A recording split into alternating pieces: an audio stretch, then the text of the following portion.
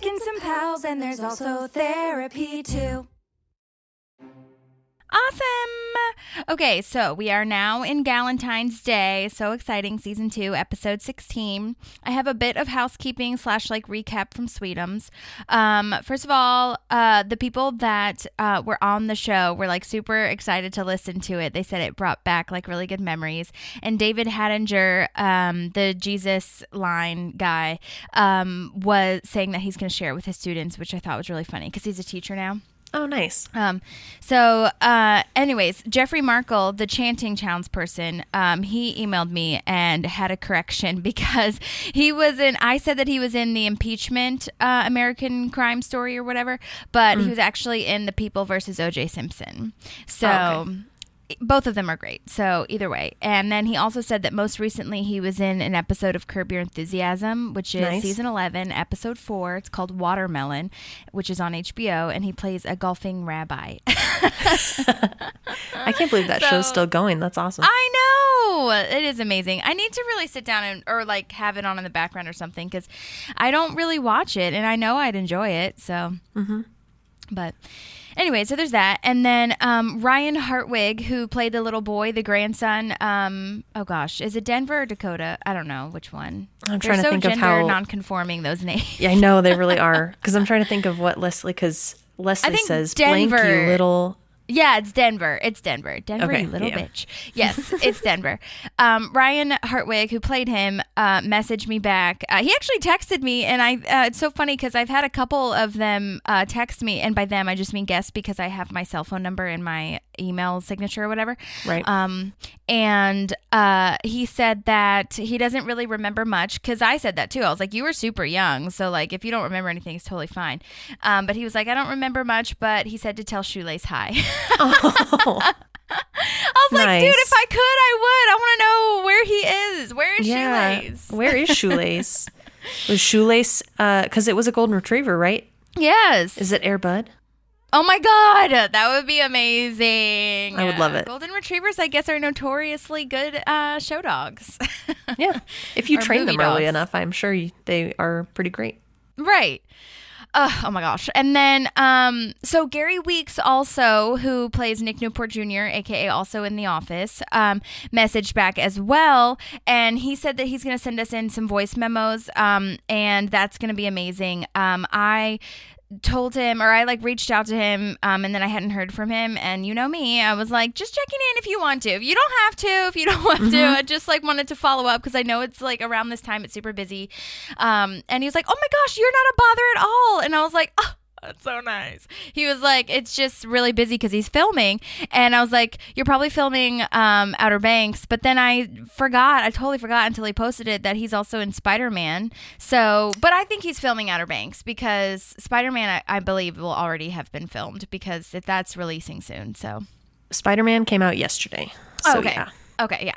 So yeah, he's in that, and I need to watch it, but I haven't. It's exciting. Yeah. And then a couple more people are coming on. Christopher Murray, who plays Nick Newport Sr., he's going to message me. I think he's going to want to Zoom, so that's fun. And then Shanna Hagen, who is the camera operator for like seasons 1 through 4, and I think her name was mentioned in Alex Hardcastle's interview, is going to come on too. She's super stoked to come on, and I am super stoked to have her because I am just so interested in the whole, behind the scenes and like how you even like become a camera operator. And also on these shows, it's just such a backbone. So it's very intriguing to me to see how they were directed or how it all works. So yeah. Yeah.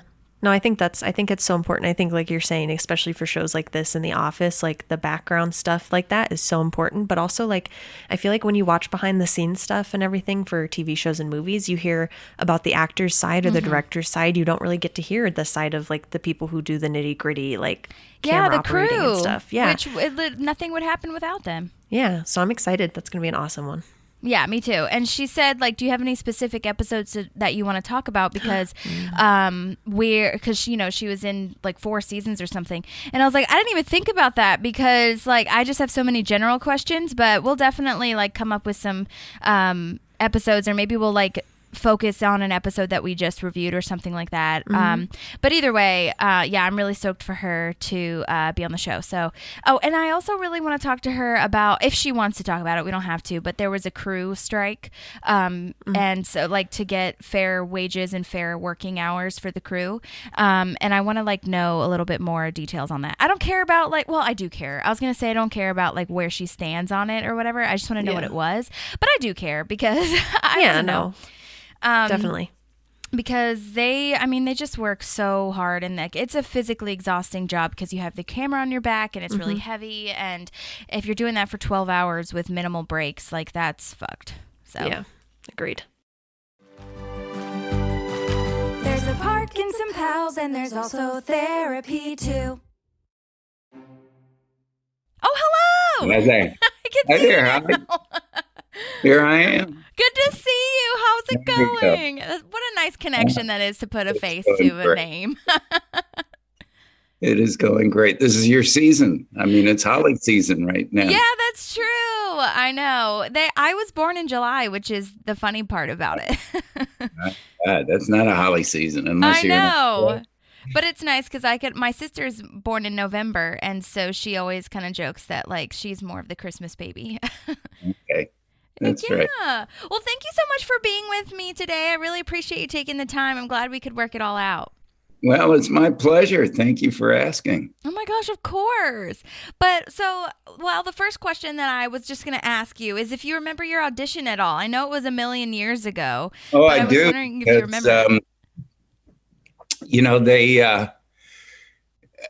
They were actually really specific about something. They said, you should fake like you're drinking whiskey and smoking a cigarette. Okay. So I just rolled up a Post-it note and I grabbed a cup off of the water dispenser, and I was the only guy that did that. Oh my gosh, And that's we funny. said, we asked people to do that, and you're the only guy that did that.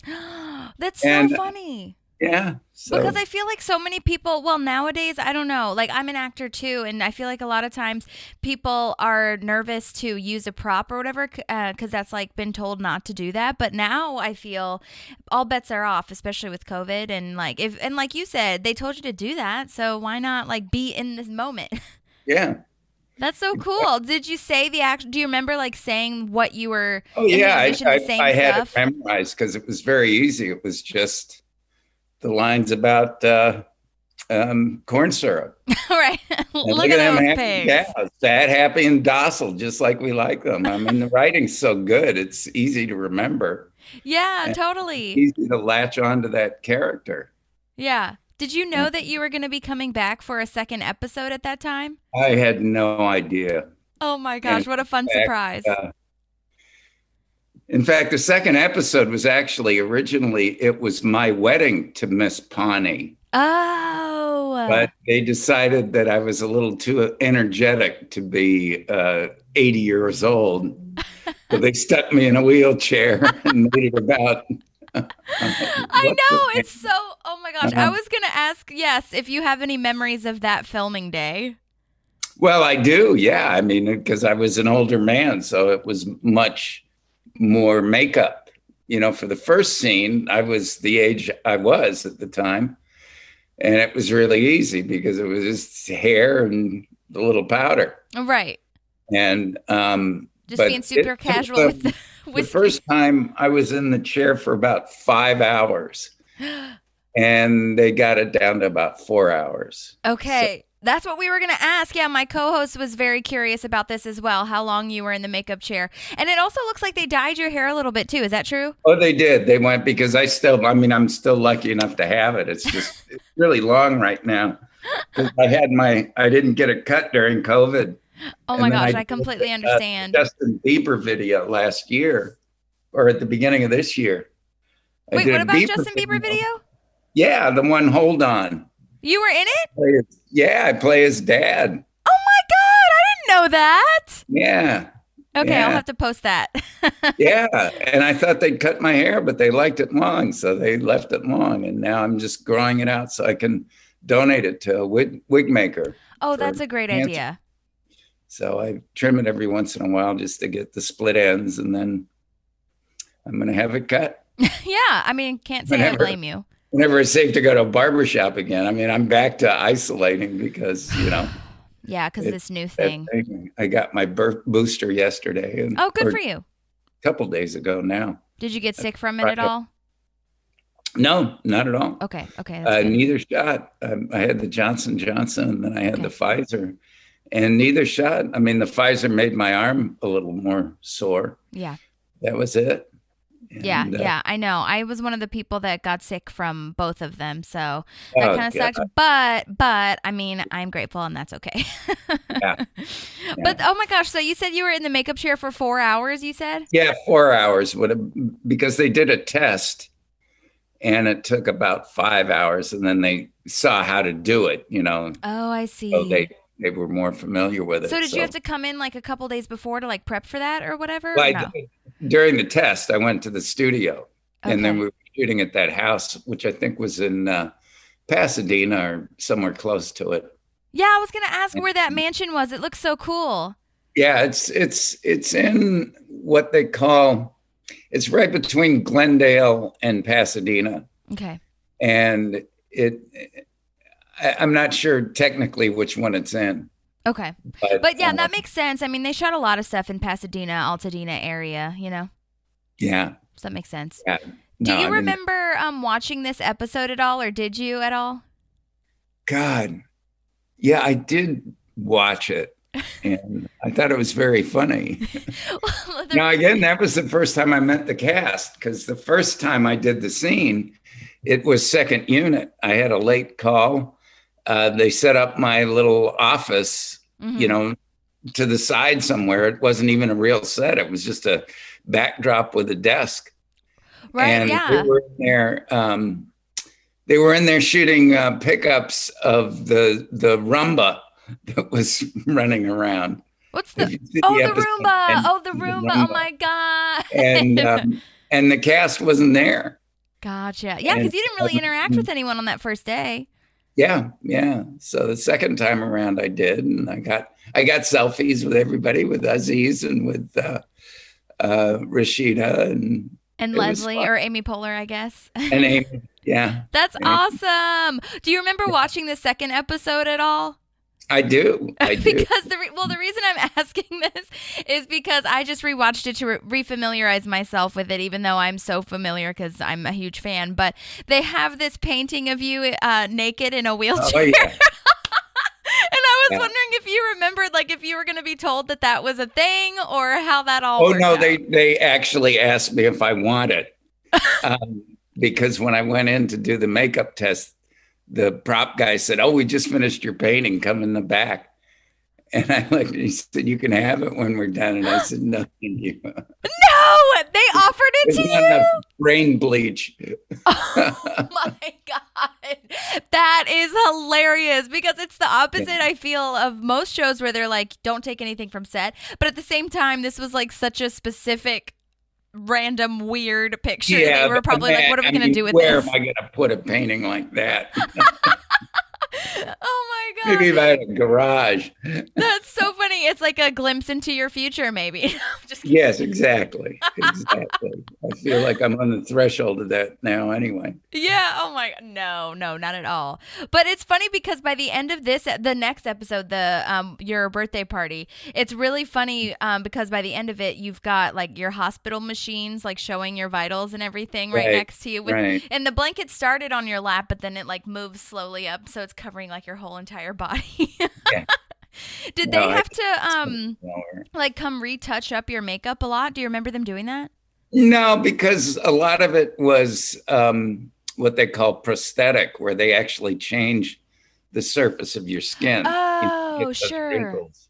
That wasn't painted on. That was it was a compound that makes your skin contract like that. Right. And that lasts all day. I mean, powder they do normally in between takes because that removes sweat and keeps your face at the same color value through the whole thing.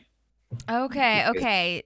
This makes a lot more sense because I was definitely imagining them like drawing lines on your actual skin, but prosthetic No, makes a lot of sense if it's gonna. Well, and why it would take so no, long. the hair was a wig. I think it was a wig, or they might have sprayed my hair.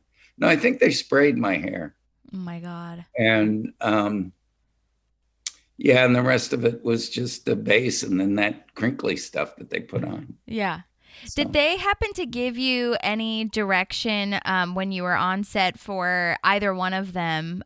Because I'm curious, especially in the second one, you know, you're basically an invalid, like decrepit. And so I'm wondering if they're just like, you can't function at this point. I was ad-libbing a lot of reaction and lines and things like that in the second one. Oh, were you? I had, you know, two lines, so I was adding a bunch of stuff, and they kept saying, "Don't do that." Oh, that's and so the first funny. one, I think the first one we did, it only took an hour.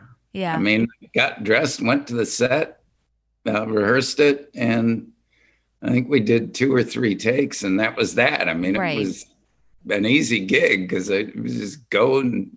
I was on my way home before, before it got too late, which was great. Yeah, that is great. Well, and especially since you didn't have any scene partners or anybody else to worry about, like remembering lines with you or anything. That And you, it was just you. all of the stuff with the cows, that's stuff that they do later. Mm-hmm. Right. And then when they're actually doing the screening of it, you know, at that meeting, that was all done later. They didn't need me there for that, you know, because they were digging up archival tape. So yeah, exactly. And well, they even throw like a grainy kind of cover over it as well. Yeah, so it's probably really made it look like old Super 8 film, which was great. Right, exactly. It looked awesome. Did you get any memories or interactions with Jessica, the one who plays Jessica Wicks, or Miss Sweetums, if you will? Do you remember how it was to work with her? Because she's so funny in these episodes. I know, and we didn't because it was really uncomfortable. The makeup wasn't that comfortable. So between takes, I would just go lie down. Yeah. I was there so early in the morning, and I was kind of tired. I mean, you know, once I ran around and did the selfies and stuff. Well, this makes sense really also. Oh, sorry. Go ahead. No, I was just saying she was a really nice gal. Oh, good. Yeah, she seems super hilarious. I felt badly because April Eden was Miss Pawnee. And, you know, in the original script, she was supposed to be my wife. And she was a wonderful actress. Mm-hmm. And we did the table read through where you have most of the lead actors and you just read the script at a table. Mm-hmm. And that was when they decided that it wasn't working as me as a decrepit old man because I was too energetic. So, it was easy to just stick me in a wheelchair, but I felt terrible because, April didn't do that episode. Right. Yes, we've chatted with her. They did throw her a crumb and, put her in another episode. So right. Yes, we talked to her as well, and she did mention that too. Yeah, that's fascinating. And plus, it must be, speaking of the makeup being uncomfortable, that probably lends itself well to how you didn't really have a lot of facial expressions in this last or in the second one.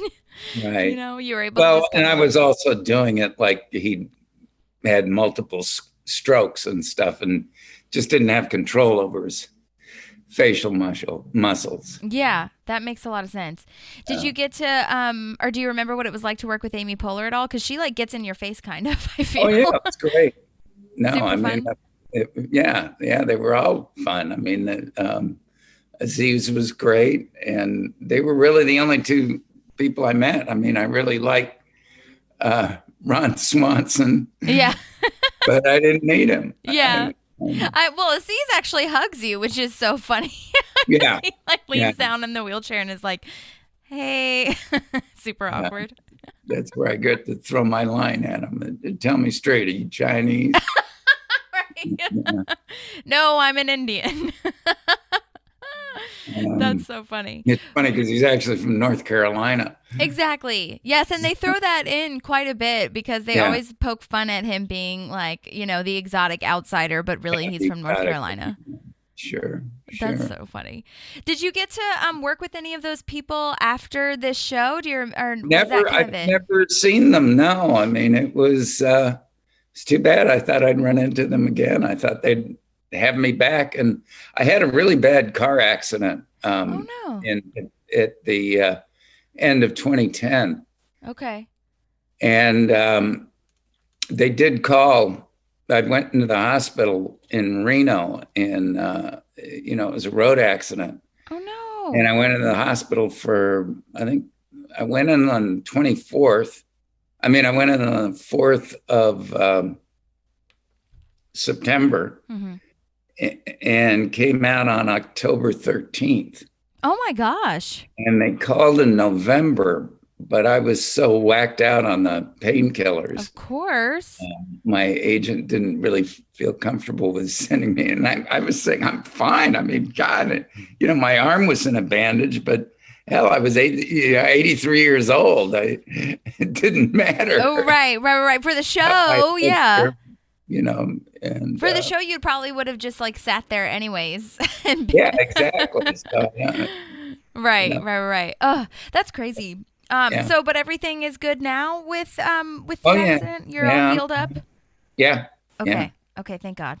Nice little bit of scarring on my hand, on my arm, but some battle wounds. Well, I'm glad you're okay. Thank you so much. And for those last two scenes that you did, or I guess all of the scenes in that last episode with it when it was your birthday, did they do those back to back, or was it like you had to wait around for a bit for it to get dark? Well, they did. What they do is they try to economize moving the camera. Yeah. So everything that they had to do with the house in the background, they did all that together. So they, started it during the day, and then as dusk fell, then you did the next. They were there multiple days. So when they were shooting out on other parts of the property, that was a totally different day. Oh, okay. What they did during our day was the little bit in front of the paintings. Gotcha. And then the stuff with the house in the background. Okay. That would make sense. That's what I kind of thought, like you'd share. None of the little monologues that they did talking to the camera, that wasn't shot on that day. Okay. Yeah, that's what I They had figured. a pretty full day. There's what they call coverage, which is different angles, the two shot with two of you, the master with everybody, close up.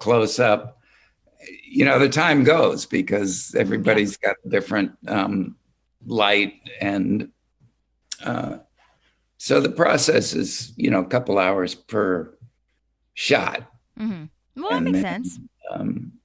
So the day goes pretty fast. Cool. Well, are you still acting? Are you still auditioning or doing anything? I know with COVID it's nuts, still but plugging away. I mean, it was funny because they asked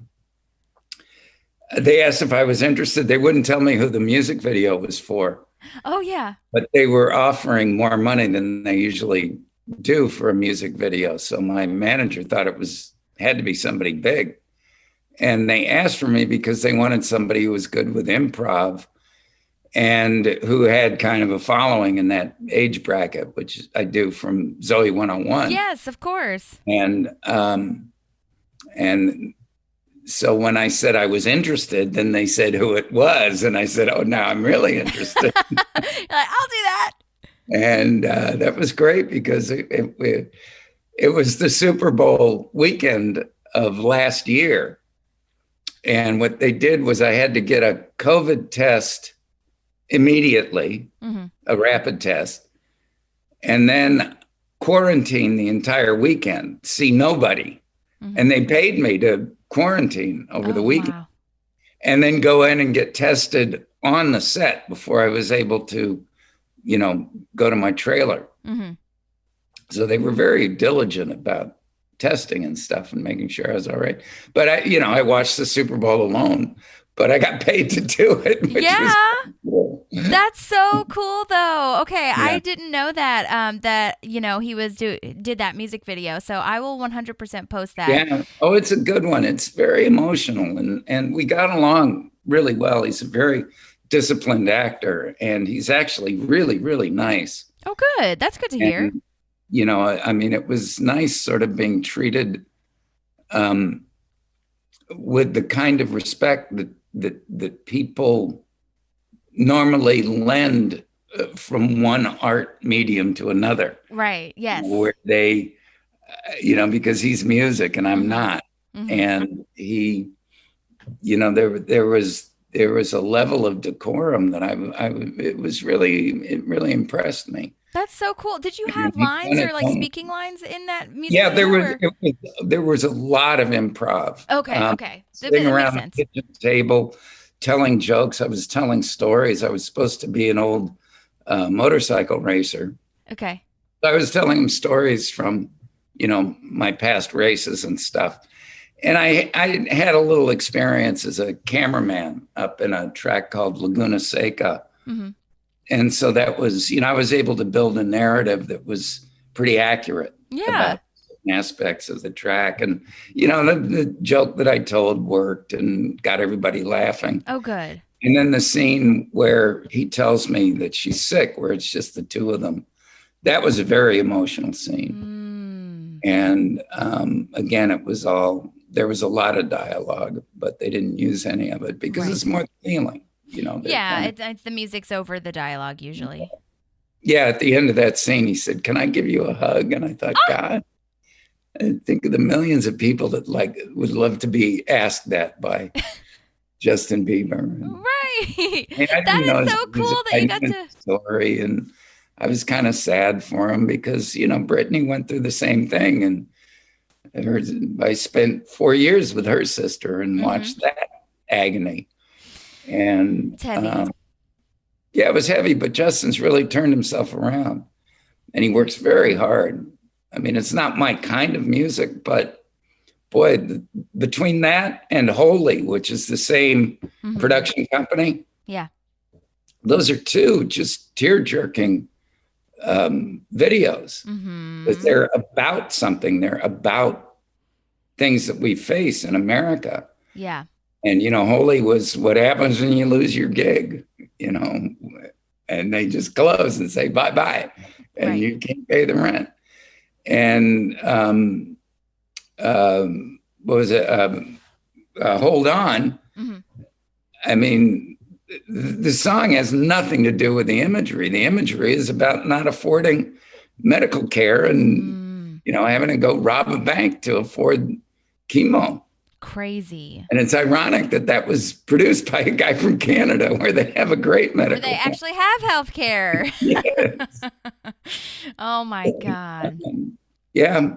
No, so it really meant a lot to me to be part of it. Yeah, absolutely. Well, and to get that respect, I think is just so important, from one professional to another is so nice, and I love when music videos are basically like a short film, you know what I mean? Yeah. I love when that is the case because it's such a storytelling device, Well, it is. And it's a really tough medium because, most writers will say that the short story is the hardest thing to write. Because you've got to get through the whole story. And especially in music videos, you're like, how do I make the music like go with what I'm acting, or like, do I even? A lot of music videos don't have lines, obviously, because the music is playing over it, kind of situation. So you have to do almost like a silent film type of acting. But yeah, that's really cool. I'm so glad that you were a part of that. Oh yeah, and it was a great cast. I mean, the girl was great. Everybody was wonderful. Yay! Yeah. Well, awesome. And they did it in 3 days. When you see it, you'll be amazed. I mean, how they put that thing together in 3 days of shooting was. Is it a long song? A long video? It's around the 3-minute mark. Sort of normal. It's not that long. Okay. Wow. It was fun. And they shot right in front of my sister's house. Oh, that's funny. Because, you have to sign all of these non-disclosure agreements. You can't talk about it until it airs. Right. Now you can talk about it freely. You can't have your camera on the set. You can't do things like that. And of course, my sister shows up with her camera and she wants to take pictures. No. No. But don't get me fired. If word gets out, I can almost blame her. Right. Oh my God. Well, That's awesome. I'm so glad you're a part of that. Is there anything else that you're doing right now, or is that the biggest thing to plug? No, that's that's old news now. I mean, I'm still auditioning and stuff. It's hard with self-taping. Yes. Because I'm a lot more comfortable in the room. Oh, with yeah. people. I mean, it's a whole other skill to do it. Working my irresistible charm on them. You can't do that. Just sending in a tape. Yeah, I know. The chemistry is so much different on a camera versus being in the room with somebody and being able to feel their emotions. But we'll see. I mean, in some ways it's a good thing, but in other ways it's not. So it's a whole vibe. Yeah, and I'm lucky. I mean, I've had a nice long career, and it ain't over yet. So. Right, exactly. Well, I really appreciate you taking the time to talk to me today. It's so fun to see your face and to talk to you about this. We're so excited that we get to talk to Mr. Sweetums himself. Well, it is an honor. It is truly an honor and a pleasure. And thank you so much for checking in, Holly. Of course. Thank you so much, Christopher. If there's anything else that you think of, you have my information. And we might be in touch for the next episode. I might just say, hey, when we get to the second episode, because we haven't reviewed that one yet. But I'm so glad we got to touch base. Sure. And I know that our listeners are also Zoe 101 fans, so that'll be exciting for them to hear from you too. Oh. Well, that's cool. Yay. Yeah, you can see some of the photos on, I'm on Instagram. It's Get Me Murray. Oh, okay. If you've seen that page. No, I haven't yet. That's great to know. Okay, thank you. Yes. Oh, yeah, I've got footage from my movies and stuff. And I think there's even, I think the fight scene with Seamus is on there. My favorite scene from Zoe. Okay, cool. Oh my gosh. Okay. That's great that you told me that, because I'll tag you when we post this one. Okay. I hope that you have a good holiday and a good rest of your day. Thank you very much. Thank you so much. Have a great one. You bet I will. And yourself as well. Thank you. Take care, Holly. You too. Bye. Bye-bye. There's a park and some pals, and there's also therapy too. So Galentine's Day, super exciting. This was written by Mike Schur, which, oh my gosh, yay. Directed by Ken Kwapis, who we've heard of if you've listened to The Office Ladies. Friendly Reminder was a huge deal in The Office, so super dynamic duo this week. And fun fact, this was his only time directing Parks and Rec. He's only directed one episode. He directed a lot more of The Office. Mm-hmm. I believe he's the one, and correct me if I'm wrong if anyone knows this, but he's the one that says, go ahead, instead of action. Because he's like very... That sounds familiar. Yeah, I Googled it just to make sure, and his name did come up. So I wonder if that's who it is. Where, like, basically, instead of action, like, it's just stay in the moment. So he's just like, okay, go ahead. And very calming kind of thing. Mm-hmm. But anyway, he's a big movie director as well, which I didn't really realize until I looked into him. But he directed The Sisterhood of the Traveling Pants, which is so fun. He's Just Not That Into You, Malcolm in the Middle, and then a couple episodes of the Santa Clarita Diet, which, have you ever seen that show?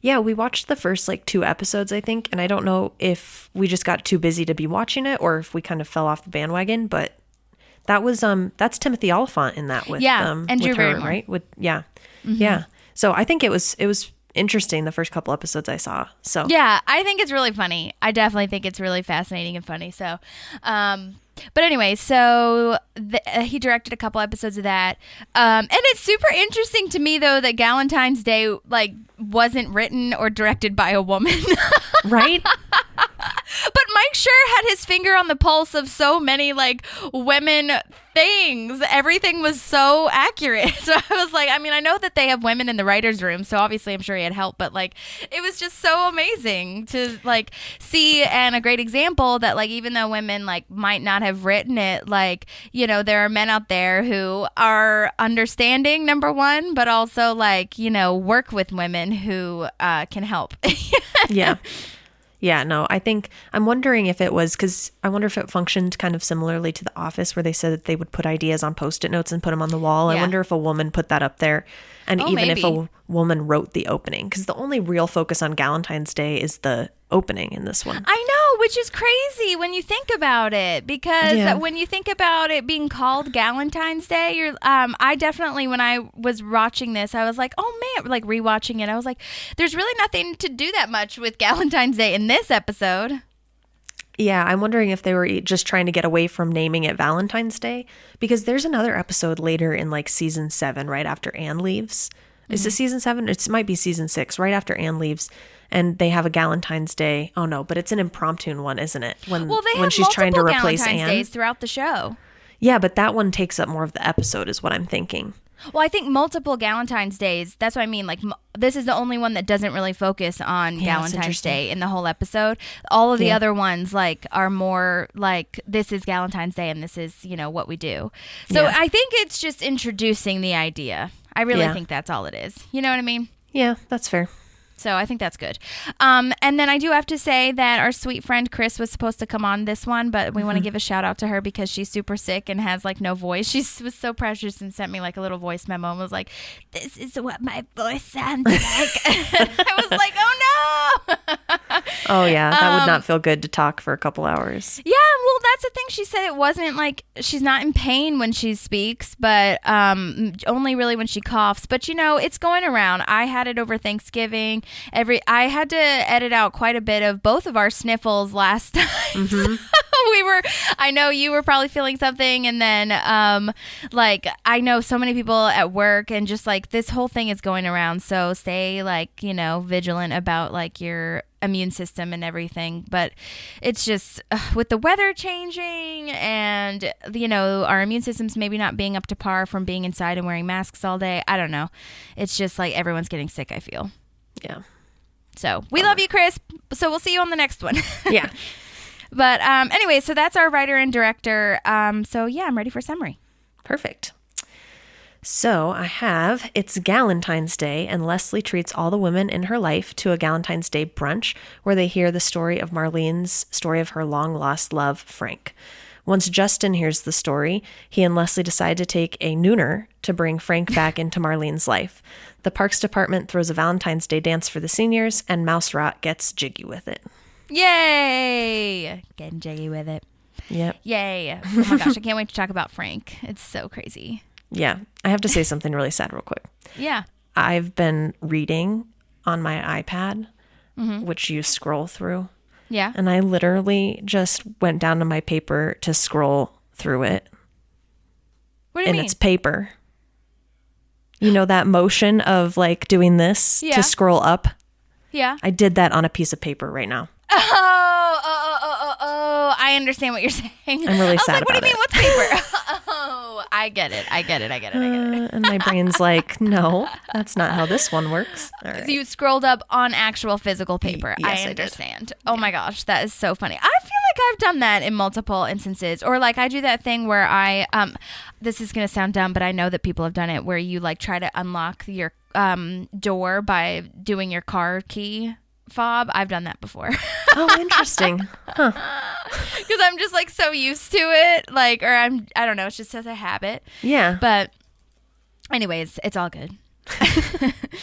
But yeah, so cold open, we're at this restaurant with Leslie's mom, and Donna, April, some other random extras, which I think is really funny. Yeah. Because I was like, in previous or in episodes after this, we really only see like the people from the office, as far as I remember. Maybe I'll be proven wrong.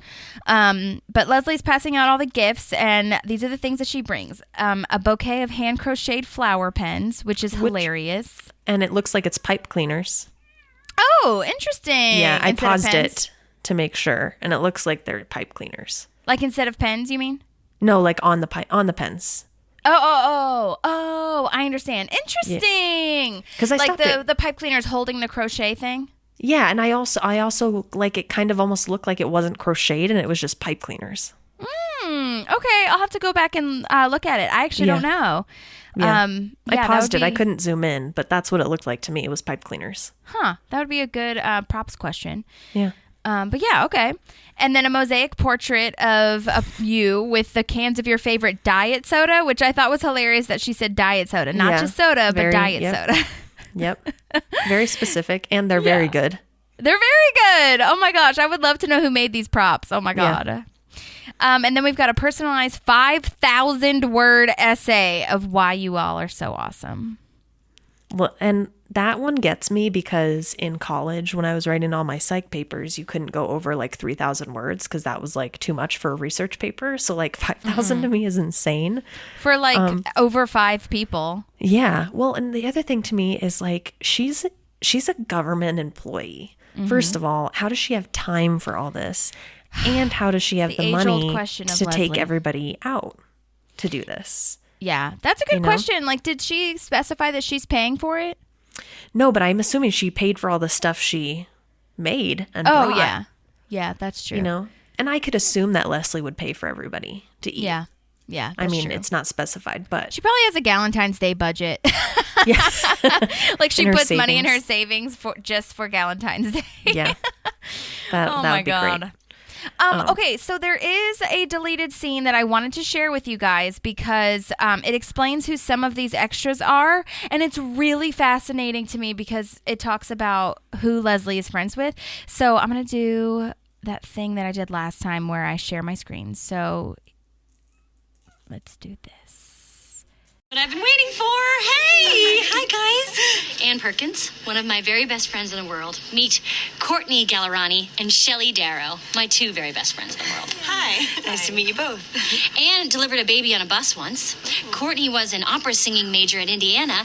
And Shelley never had soda in her life because she was afraid of the bubbles when she was a kid. Become friends.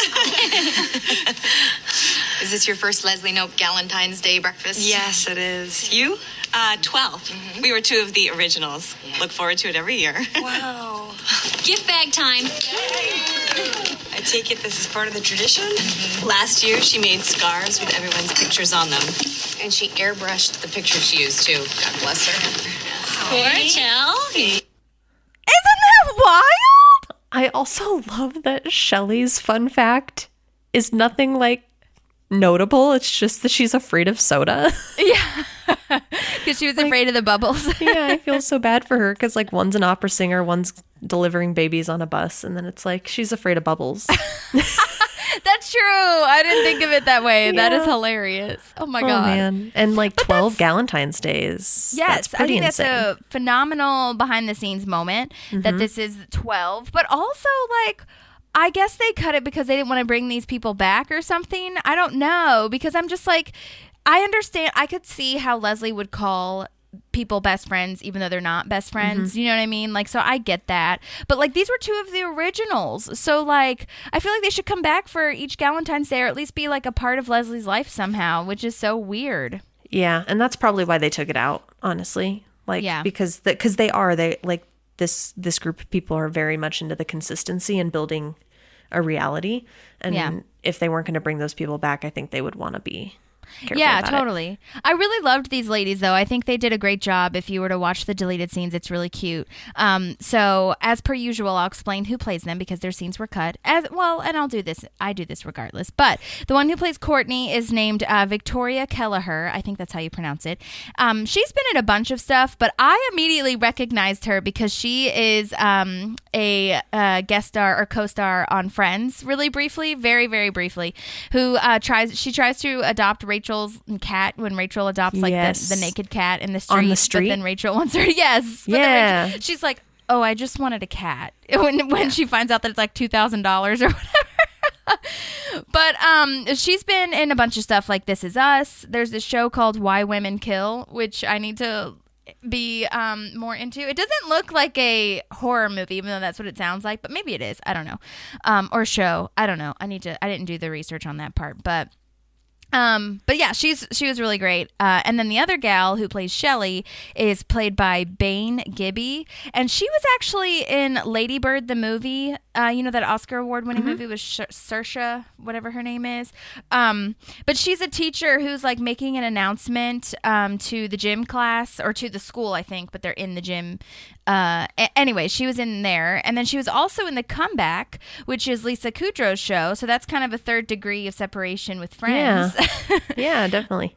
But she's super precious. I really liked her headshot. I know that's like a strange thing to point out, but I really liked her headshot that was on IMDb. So anyways, good job, ladies. I'm glad that you're a part of Galentine's Day, even though this sucks that you got cut. But it's okay. I understand.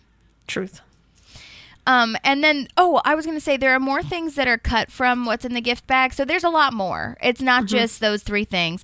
One of them was heart-shaped cookies with empowering messages. So like, it was kind of like the, those heart candies that have the messages on them. They were like that, but they were like bigger cookies in the shape of a heart. And like they spelled out something, or they would like make up a sentence. Like she would put a word on each cookie. But yeah, so... Anyways, and then next up we have the talking head, which is the best GIF ever. I think everyone uses this GIF who knows what Galentine's Day is, where she's talking to the camera. She's like, "What's Galentine's Day? Oh, it's only the best day of the year." And all I heard in my head was best day of the year. I know, I did too. I totally did that as well, which is so funny. So for Tom and Donna, Treat Yourself Day is the best day of the year, but for Leslie, I guess it's Galentine's Day. This is true. I love that she has a bowl of whipped cream, by the way. And Marlene's face, though, is like I my didn't clock mom. her face. Yeah, so Leslie is, and it's funny because Leslie's still talking overhead, right? But she's putting this whipped cream, and you look at Marlene, and she's like, she almost wants to like stop her. Like that's what are you doing? And that's like my mom. That is like, so funny. That's enough. That's enough. It's never enough. No, I agree. Well, and this really reminded me of when I was in Madison at Molly's wedding. There's this place called Mickey's Dairy Bar, and I asked, they have the biggest pancakes in the whole entire world, and they didn't have waffles, unfortunately. Lots of places weirdly must not want to invest in a waffle machine or something, because so many like breakfast dinery places that I've been to have pancakes but not waffles, and I'm like, what is the difference? Just get it. But it's fine. Anyways, the pancakes were phenomenal, and you should get a milkshake there if you go there too. But I asked for, like, after the pancakes came out, I asked for whipped cream, and they straight up gave me a bowl of whipped cream. It was like a bowl of cereal, but instead of cereal, it was whipped cream. And I took a picture of it, and I was like, oh my God. I've never, like, been more Leslie in my life. That's amazing. I want it. It was the best, and I ate it all. I wish I was there. That's amazing. It is. Ladies celebrating ladies. I love that line. Yes, me too. Oh man, yeah. The next thing I have is it's like Lilith's Fair with less angst, or without the angst. I know. I like that too. Yeah, and I don't know if you looked up what that is, but it's a music festival. Like Lilith Fair's huge. Yeah. Oh my gosh, it was like one of the places where you would like burn your bras and stuff. Huge feminist movement. Right. And the funny part is that Sarah McLachlan is one of the people that started it, and that she is who Leslie listens to her all the time. Yeah. In the show. So I thought that was a nice connection between the two. And just in case people wanted to know, it mainly ran from 1997 to 1999.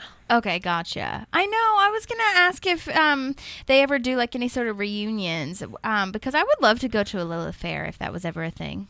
Yeah, I don't know. I didn't look into it when I just did the basic research to make sure that I had the right information. It was like, it just said 1997 to 1999.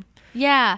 And I think it's like a Ren Fair as well. So it's not only like the concerts, but there's also like booths and stuff where you can purchase handmade trinkets and things like that. Or not even trinkets, but just like handmade goods, you know? Yeah, so. Definitely. That's awesome. I love that Sarah McLachlan started it, or like was one of the founders. I had no idea. Yeah, I thought that was a nice connection back to Leslie's love of Sarah Totally. McLachlan. I wonder if they knew that when they said that. Probably not. Or maybe they did. I don't know. You never know. Like, that's the thing with them is like, because some things are really well thought out like that. So it makes sense. Totally. I love this moment where like Leslie does this big... Yeah. And Anne's like, don't you know the story? Yes, but the drama. The drama. I know. I have that quoted too. It reminds me of the dancing. Yes. She's dancing at the bulge. Yes. Oh my gosh. So it's funny. So good. And that's like, I feel like I do that. Like, even though I've heard the story before, if I'm there when someone's retelling it to other people, I like to experience it for the first time with other people. Like, I would like to watch their facial expressions and also like be as excited about it. So I do this with movies and TV shows, like with The Holiday, especially the movie that I know by heart. Sometimes I'll be like, oh no, and I'm like, I've seen this 8,000 times. Yeah. I know. I love It's that. just fun to relive it. You know what I mean? It is. Yeah. I just made Ivan watch that with me. Oh, it's a the good best. one. I think it was on Netflix. I wonder if they're going to take it off after the holiday. But I think they 'cause it have a hasn't always couple been on on there that like have the leaving Netflix on December 31st. Oh, okay, gotcha. So I didn't see it next to the holiday when we watched it. It was a couple weeks ago, but like there are a couple Christmas movies on there that they'd have that next to it. Nice. Okay. Well, yeah, just a friendly reminder. Marlene is telling this romantic story about 1968 when she met this lifeguard who saved her in Bermuda. It's very, very romantical and exotic and a great Galentine's story. And she's continuing this story now to Tom and Justin at the office. And she says that this guy asked her to marry him, but Marlene's parents thought she was too young, so she was like, no. And then she met Leslie's dad, which is hilarious because you think that this lifeguard might be her dad or who Marlene actually ended up marrying, but that's like not what happened. Yeah, definitely. Which I think is amazing. Yeah, that's pretty funny. I think it's very interesting how they met in Bermuda and Marlene was from Indiana and he was from Illinois. Like that's a pretty close connection to like. Yeah. Yeah, You know? that's true. That's true. And yeah, you would think that the lifeguard would have been like living there or whatever, but maybe he was one of those people that goes and like works in the summertime towards like, or not towards, but like works in a different country or different state or whatever, like for the summer. Yeah. But yeah, like in Dirty Dancing, when all those workers or whatever, Exactly. they're not from there, but they go there to work to make the money. But yeah, Justin really wants to find this guy. He's like going on a mission, and Leslie does not want anyone who thinks puppets are people. She's like, no ventriloquy. Deals off. No one who like doesn't have their voice connected to themselves. Yeah. Which is So hilarious. Like to point that out specifically. You know, like you could Yeah. have just said like a general, if this person ends up being super weird, we're stopping. Oh, right, know? exactly. It's very but specific. they have a talking head where Leslie like has this idea of how to reunite them, and I have to share it with you. It is so funny to me. Okay, hold on. I'm gonna do this again. I'm gonna get faster at it. Oh my God, I have an awesome idea. I'm going to arrange for my mother to be thrown into a strong tide so Frank can rescue her again. Wait, hold on. I've been taking an audio tape course on thinking through your decisions. Is there a potential downside to this plan? Yes, drowning. Okay, never mind. I was like living that with her. And I was like, I know you really do go through it with her. You're just like, wait, that's over dramatic. Yeah. Someone could die. And then I just love that she's taking an audio book course or audio tape course on how to be like thinking through your decisions. it's true so because funny. she's a very impulsive person. Mm-hmm. So she does need a class like that. So I'm proud of her. Yeah, me too. Oh, I thought that was such a good like character moment of her. Yeah. And also like Tom is like so disgusting of a I can't. fanboy to Justin. It's just like it's too much. Like stop it. And then they both say absolutely at the same time, and He does it on and then purpose, he starts though. crack. Oh, of course, yes. He like knows what he's gonna say, and then he starts to say it with him, and then he cracks up with Justin. Is like almost like flirting, basically. I feel, you know. Yeah. Ugh. Yeah. No, I hate it because I just like, Tom, be your own person. Like there's someone in there that's their own person. Like, Yeah. But I don't know if he just feels inadequate because of the whole Wendy situation or, you know, I don't know what it is, but he like is acting like he needs to be Justin to be cool. You know? Yeah. I just So- think that he's highly insecure and he sees Justin as someone who is just oozing with confidence and like he dresses well. He's just everything that Tom wants to be and travels and he's rich kind of and you know. So he's just kind of living through him, and if he's friends with Justin then he's good, you know. Yeah. Yeah. But well, now we are at where Mark and Anne have this moment because Anne bought Mark some bath towels because he was using a bathrobe as a towel or something like this. And then she also brought him shampoo. And she's like, you know, things that normal human people would use. Like that's what she bought him for Valentine's Day. And he comes into the office saying like, I knew dating you would pay off or whatever. And I don't like this. If I am with a man who doesn't have bath towels or shampoo, like you're out. I'm sorry. Like shampoo? What have you been doing?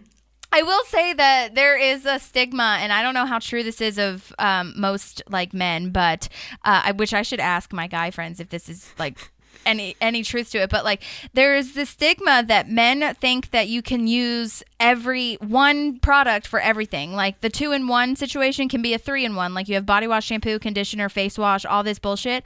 And so like there's this whole thing that I think that's kind of playing on with Mark, where he's just like not a real man or not. Okay, real man. That was dramatic. Sorry. He's just like not grown up, I guess. Yeah. And he doesn't have shampoo. He must be using something else, or maybe he doesn't wash his hair. I don't know. He can't just not wash his hair. But you see what I'm saying. Yeah. No, I totally get what you're saying.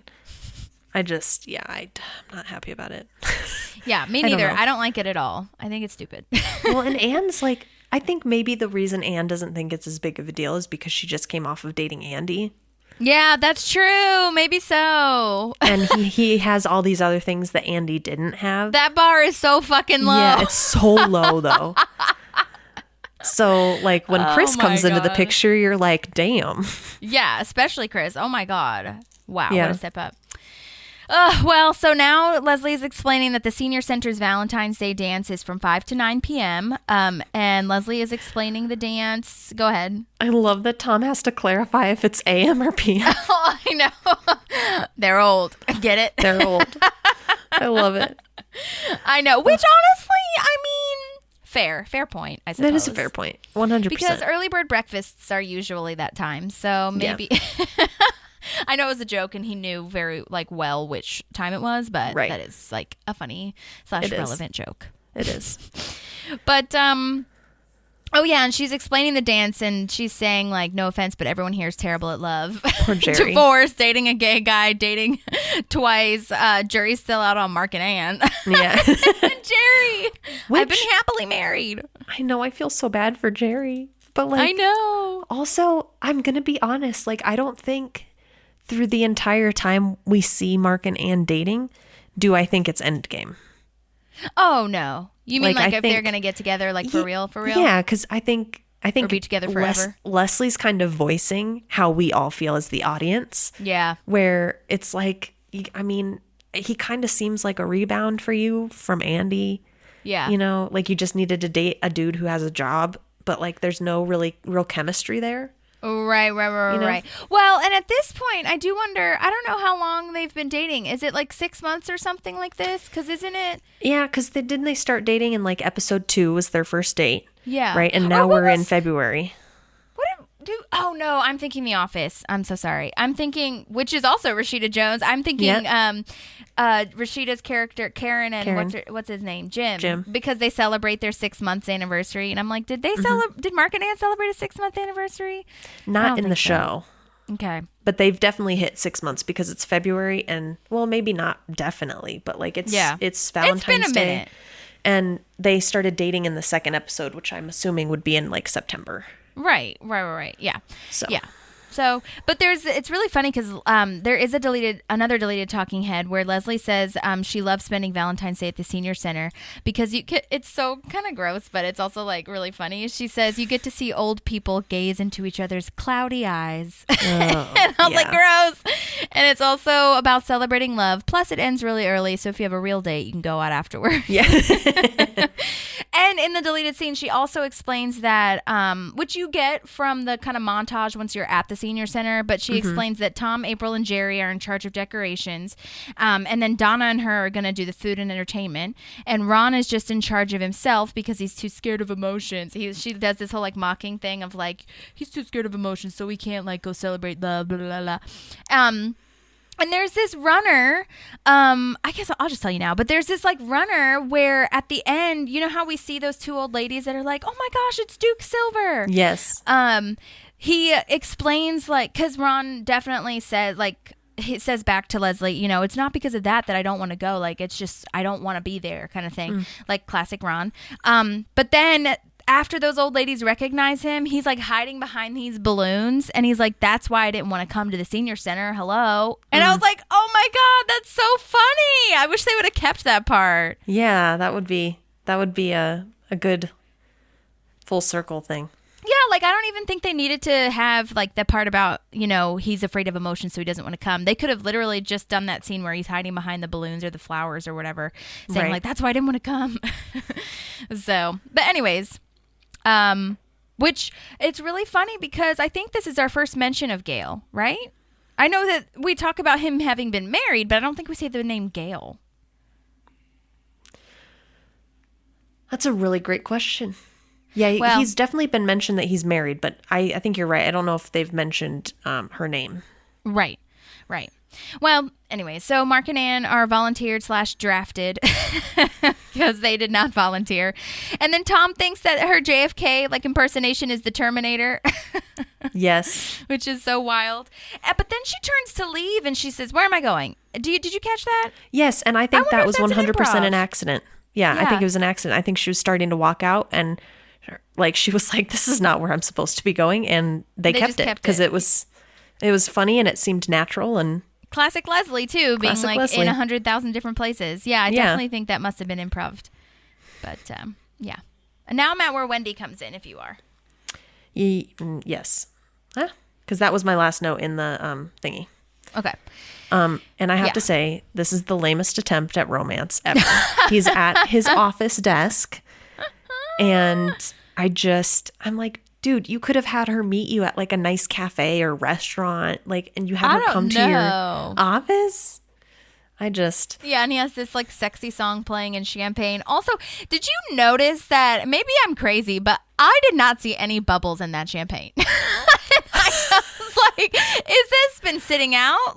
Or is this just a continuity thing? Or not continuity, but just a props thing where perhaps they just use apple juice and didn't. Yeah, forgot that there were it could very well be that. Bubbles. Yeah, I don't know, because I didn't even pay attention to that. I didn't clock that there were no bubbles. I just was staring at it because when he was pouring it, it seemed so flat. And I was like, what the fuck? This is not cute. I'm not drinking that. Oh my gosh. But then he gives her a rose and he's trying to woo her. And she's like, I'm really grateful for everything you've done for me. But she just doesn't feel that way. And she calls him Tommy, which I feel like she's the only one who semi-sincerely calls him Tommy at this point, because I feel like whenever April does it, it's more of not a jab, but just more of a joke kind of thing. Yeah, 100%. So that's really interesting to me, that I feel like that might be a bit of a friendship thing. But speaking of friendship, this is so funny, and I think it's my favorite line. Did you clock it, or do you know what I'm about to say? I don't know. I have one thing written down, but I don't know if it would be your favorite thing. Go ahead. Okay. Well, she's saying I just see you as a friend, and that's it. And he says, think of how much better our friendship would be if we had a doing it. Yeah. I think that's my favorite one. Is it's so random and funny and it's so Tom too. I was watching the episode with Ivan last night to rewatch it, and he was like, "Oh, Tom." That's how you get the girls. But it's just so funny that that would be, I don't know. I just feel if I'm trying to put myself in Wendy's shoes, but not really in that regard. No, how do I say this? Basically, I was just think it'd be funny if someone was trying to woo me that I knew was trying to woo me that I kind of liked too, that we were already a little bit friendly. That line would be really hilarious, and I would end up laughing, and then my laughter would be like, okay, I'll give you a shot because you made me laugh. Yeah. But he means it so seriously and not as a joke. Yeah, no, seriously. No, but and I think the other thing is Wendy legit does not have any underlying feelings for him. Yeah. I think it's pretty clear because the night they get divorced, she already has a dude over at her house. Exactly. So she's not having to process through it. Right. And so now I think Tom just needs to let go. He did try a couple times, it sounds like, especially with that last deleted scene in the last episode. So I think that he did his thing. He shot his shot, and it is what it is. But speaking of Wendy, time to move on. Time to get going, as Tom Betty says. But no, I messaged her, Jamma is her name. Williamson, I think. Oh, God. But Jamma is her first name, Wendy. And I did message her commercial agents. Her manager didn't have any info online. But fun fact, her manager also reps Gillian Vigman, a.k.a. Alexa Softcastle. Yeah. And Susan Yeagley, a.k.a. Mrs. Sweetums, Jessica Wicks. Nice. So hopefully, that's so funny that they are all like in the same roster. But hopefully I can get in touch with, I definitely want to talk to Jessica Wicks. So hopefully she probably won't, but or maybe it would be crossing a boundary if I asked her to give me her manager's information. But either way, I just think it's funny that they share the manager. But I wonder if that had anything to do with them getting parts.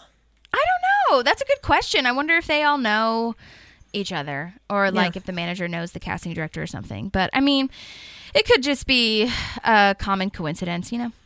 Yeah. But so now I'm at the shoe shine stand if you are. Yes, because my next note is, Kyle, why are you here? Kyle! Andy Forrest! I did message him, by the way, and asked if he had any memories, but he hasn't messaged me back yet, so I'm sure he's busy for the holidays. But regardless, why is he here? I almost feel like what happened was he came and he sat down to get a shoe shine, and then the band showed up. Yeah, I don't know. I could even see him showing up like mid-song and being like, they'll end soon. Yeah, because he's so crowded in there because there's a band member right in front of him. Exactly. Yeah, like literally Chris Pratt is right in front of him. Like his guitar is almost leaning on his knee. But I love how over it Andy is. Like his whole face is just like, oh, I can't believe I have to play these old songs. Yeah. Ugh. But I was so excited. Oh my God, Sex Hair is one of my favorite songs that they have. Yes, it's so good. And I love his like, you don't need to explain it, but I love that he explains what it means to Leslie. And it's very clear. It's very clear in the name. The two words sum it all up for us. Exactly. But oh my gosh, I just love that this band, this is our first like witness of the whole, we've seen Rock Show, I guess, but I feel like this is the first time that we saw like each person like maybe get a line and like, I don't know. It's just, we're seeing interaction with the band. Yeah. And I was like so taken with it. I was so tickled. I was like, yay, they're back. But I wanted to tell everyone the lineup really fast because I need to talk to each individual person eventually. Number one, Chris Pratt, Andy, lead singer, guitars, because we do not have a second lead singer yet, which that will come later. Andrew Burlinson Burley. Side note, his real name is Andrew Burlinson, and he is the other guitarist. But fun fact, he messaged me back, and we're going to talk to him. And I am so excited. He is actually, for those of you who still watch regular TV or perhaps maybe have Peacock and maybe see the commercials, he is in a Geico commercial with his real life wife. And it has Angry Birds in the commercial and for Geico. And I saw it. I think I saw it when I was home for Thanksgiving because my mom still obviously has cable and watches it. And I swear I saw it and thought it was a funny commercial, but I had no idea that it was him because he looks so different now, or at least to me he does, because he doesn't like have that shaggy brown hair kind of thing. He's like older and distinguished. I think he looks very sophisticated. And Burley, if you're listening, please don't think that I called you old because I did not mean that. I just meant that like there's a little bit of a cut hair moment going on instead of that like shaggy 15-year-old looking thing, which I know he's not supposed to be 15 in the show, but you see what I'm saying. Right? Yeah, no, for sure. I'm not going to dig myself a deeper hole, but we're talking to him next year, and which is wild to say that next year is in like 2 weeks. So yeah, let's not. Yeah. I'm not ready yet. I was going to tell people, and we'll talk about this, I'm sure, with him too. But did you ever watch that Nickelodeon show, The Secret Life of Alex Mack? Or Alex Max or something like this. Oh my God. My sister and I were obsessed with this show. It's this older show, and the premise is that like this girl gets like some chemical like infusion or something accidentally, and she can now turn into like a blob of silver and like slide under doors, and like she spies around and stuff.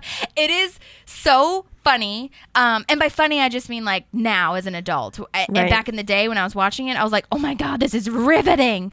And it really was. But his wife is also an actor, and she played the sister of Alex Mack. So if anyone is an Alex Mack / old school Disney fan, there's that for you. Cool. But yeah, me and Brooklyn are obsessed with that.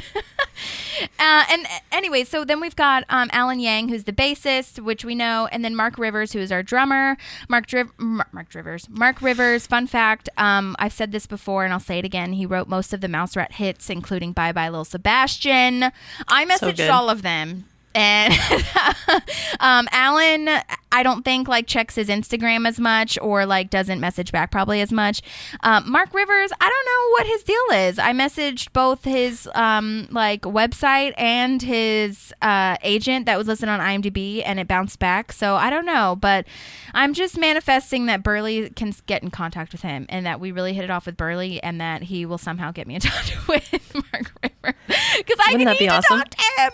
I can't imagine talking to Mark Rivers. I mean, I can, but that would be such a dream come true to meet the songwriter of Bye Bye Lil Sebastian. Yeah. I mean, I'm already freaking out about Burley, because I know he has one of my most favorite lines in the whole thing, where he's like, why don't you melt the cheese? It's so good. It's such a valid question, too. It is, because Andy makes nachos just putting the shredded cheese on there without melting them. And Andy's like, you're lying, saying that you don't like it that way. Like, I make the best ones. Yeah. Nacho chef. Anyways. Anyway, okay, I'm sorry. So I had to go off on a bit of a rant, but it's all good. But yeah, so Burley, we look forward to talking to him, and I'm just really glad to see the band. And then yeah, this is where Leslie comes up, and it's the first mention of sex hair.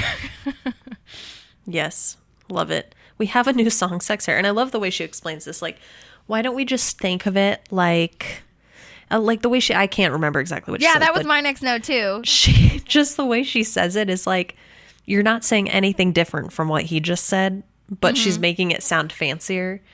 And then he kind of gets on board with it. Right. So basically, she's trying, because Andy's like, I don't know about playing these songs, man. And Leslie is like trying to convince him to play the songs by saying like, or in a, I guess, a more valiant way and like excited way, by saying like, just pretend they're the songs that you play, except for their old jazzy standards. Yeah. And he's like, okay, I can do that. And I'm like, what? Oh my gosh, man. So silly. Very silly. Oh my gosh. But now we're at where Justin says that he found this guy that Marlene got saved by, this lifeguard named Frank Beckerson, Marlene's lover from the 60s. Yes. I have to go back because this might be my favorite line. Oh, yeah. When Kyle asks to get his shoe shine, and Andy goes, Kyle, I'm going to lose my shit on you if you ask again. I know. Or it's ask me one more time. But yeah. I feel I resonate with that so hard, because my daily life is that with kids. Yeah. Oh my gosh. So. I know. Don't ask what you've already asked before.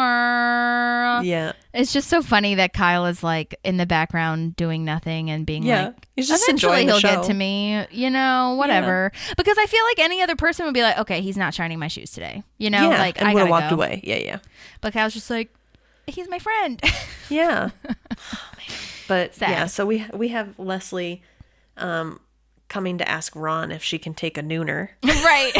A mission of love. Yes, and it's so cute that she has no idea what a nooner is. And a cute word. I know, cute word. Which I'm over here laughing watching this, and Ivan's not laughing. And I'm like, do you know what a nooner is? And he's like, no. And I explained it, and then it was really funny to him. But yeah. Oh my God. I feel like it's so self-explaining. Yeah, and it's especially in that situation, right? Like when you're watching it. But it's also, it always remembers me of that song Afternoon Delight. Yes. Yeah. Yes, Afternoon Delight. And that's actually a joke in Glee, the show. I don't know if you ever watched Glee. Oh, really? Did you watch that show? I did, yeah. They did the one when Mr. What's his face? Oh God, the teacher is dating Schuster, yes. He's dating another teacher and they sing Afternoon Delight because she picks that song and she has no idea what it means. She's just like, I love this song. It's about like a fun afternoon. Oh and my he's gosh. like, or is it, yeah, I can't, wait, shit. It's either Mr. Schuster or John Stamos. One of them sing this song with her and she's like, yeah, this is just a fun song. And everyone's like, no.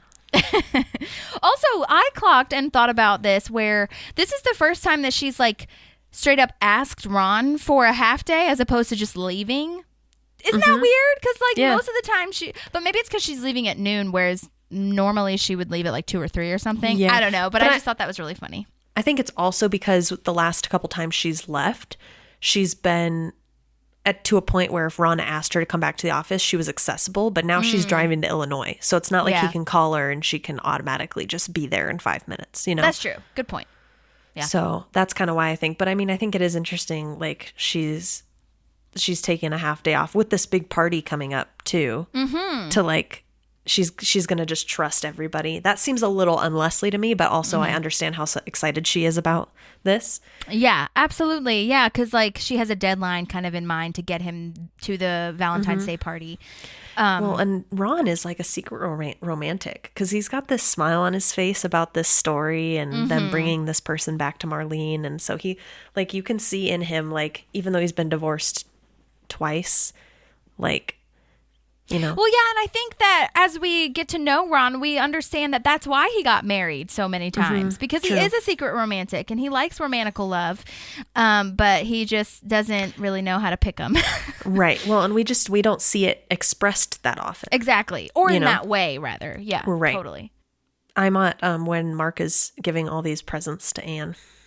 Okay, yes. The first thing I was going to say something just really quickly before we get there is that this is the first episode for me anyways, like cuz they're still in Ron's office and Justin says like, "Isn't that a great story?"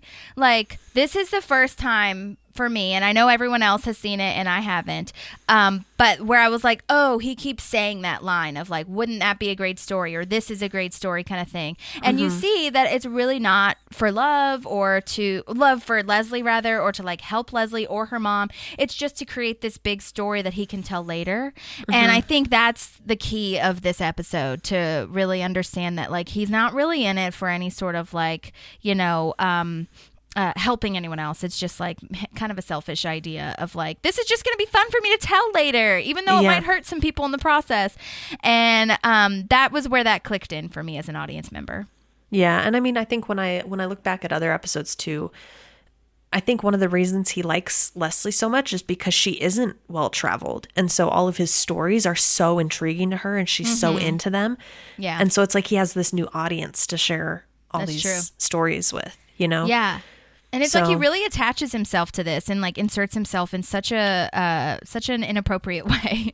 Yeah, no. And if I was going to get all therapist-y on him, I could go back and like, we could dissect what his childhood looked like, that he's this, you know, but he's, you know, I have it in my notes later, like when they get to the Valentine's Day dance, like he's stuck on this adrenaline high. It's almost like people who come back from war, they don't know how to assimilate back into real life because they're used to wondering if a bomb's going to go off or having the adrenaline rush of going onto the battlefield or whatever. I don't know. Have you ever seen Hurt Locker? I don't think I ever actually watched it, but I know that it's on my list. It's so good. And it does such a good job of showing that transition because so many war movies take us overseas and we see what happens over there.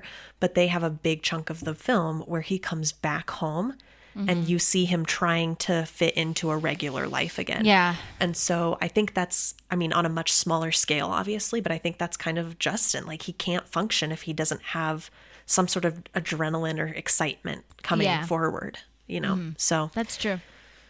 I'd love to know what he went through. I know, to like have no real kind of substance. I feel just kind of like this is about the story. Right. Yeah. But also side note, we definitely don't take care of our veterans, but we'll save that for another time. Yeah. But yeah, so now I'm at where Mark and Anne, they're together. So what do you have for that? I don't know. Here's the thing. I think we get a lot of information on Mark and Anne's relationship in this. But also, first of all, I need to say that if I was Anne in this situation, I would feel like absolute shit that I did not reciprocate to the same level.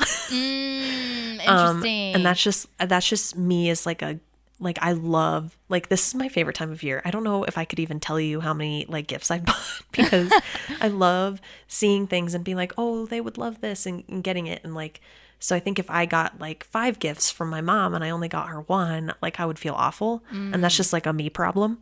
But I put myself in Anne's shoes for that. But then also you recognize that everything he's given her is exactly what he says. It's a cliche Valentine's gift.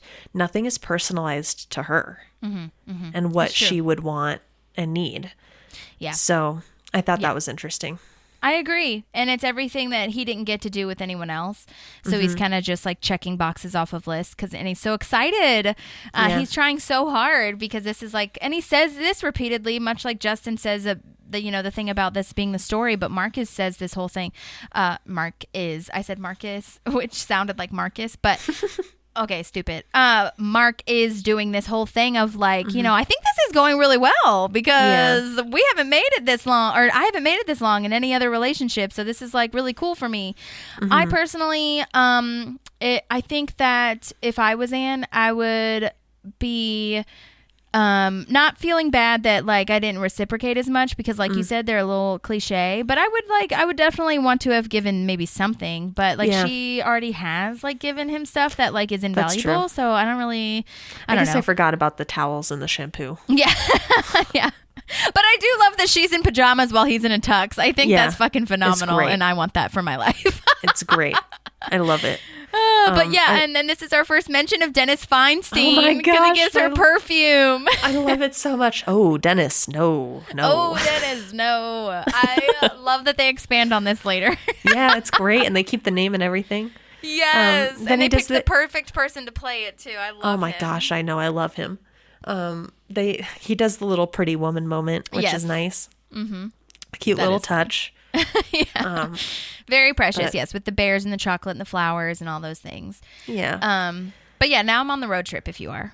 Yeah, and Leslie is getting ahead of herself, right? Like the talking head you talked about earlier, right? That impulse control. Like she's immediately going into, do I call him dad? And it's like, no, that's probably weird. Okay, yeah, nope, I'm gonna call him Peepaw. Papa, Pappy, Poopaw? I love Poopaw. Poopaw's the best. Poopaw, no.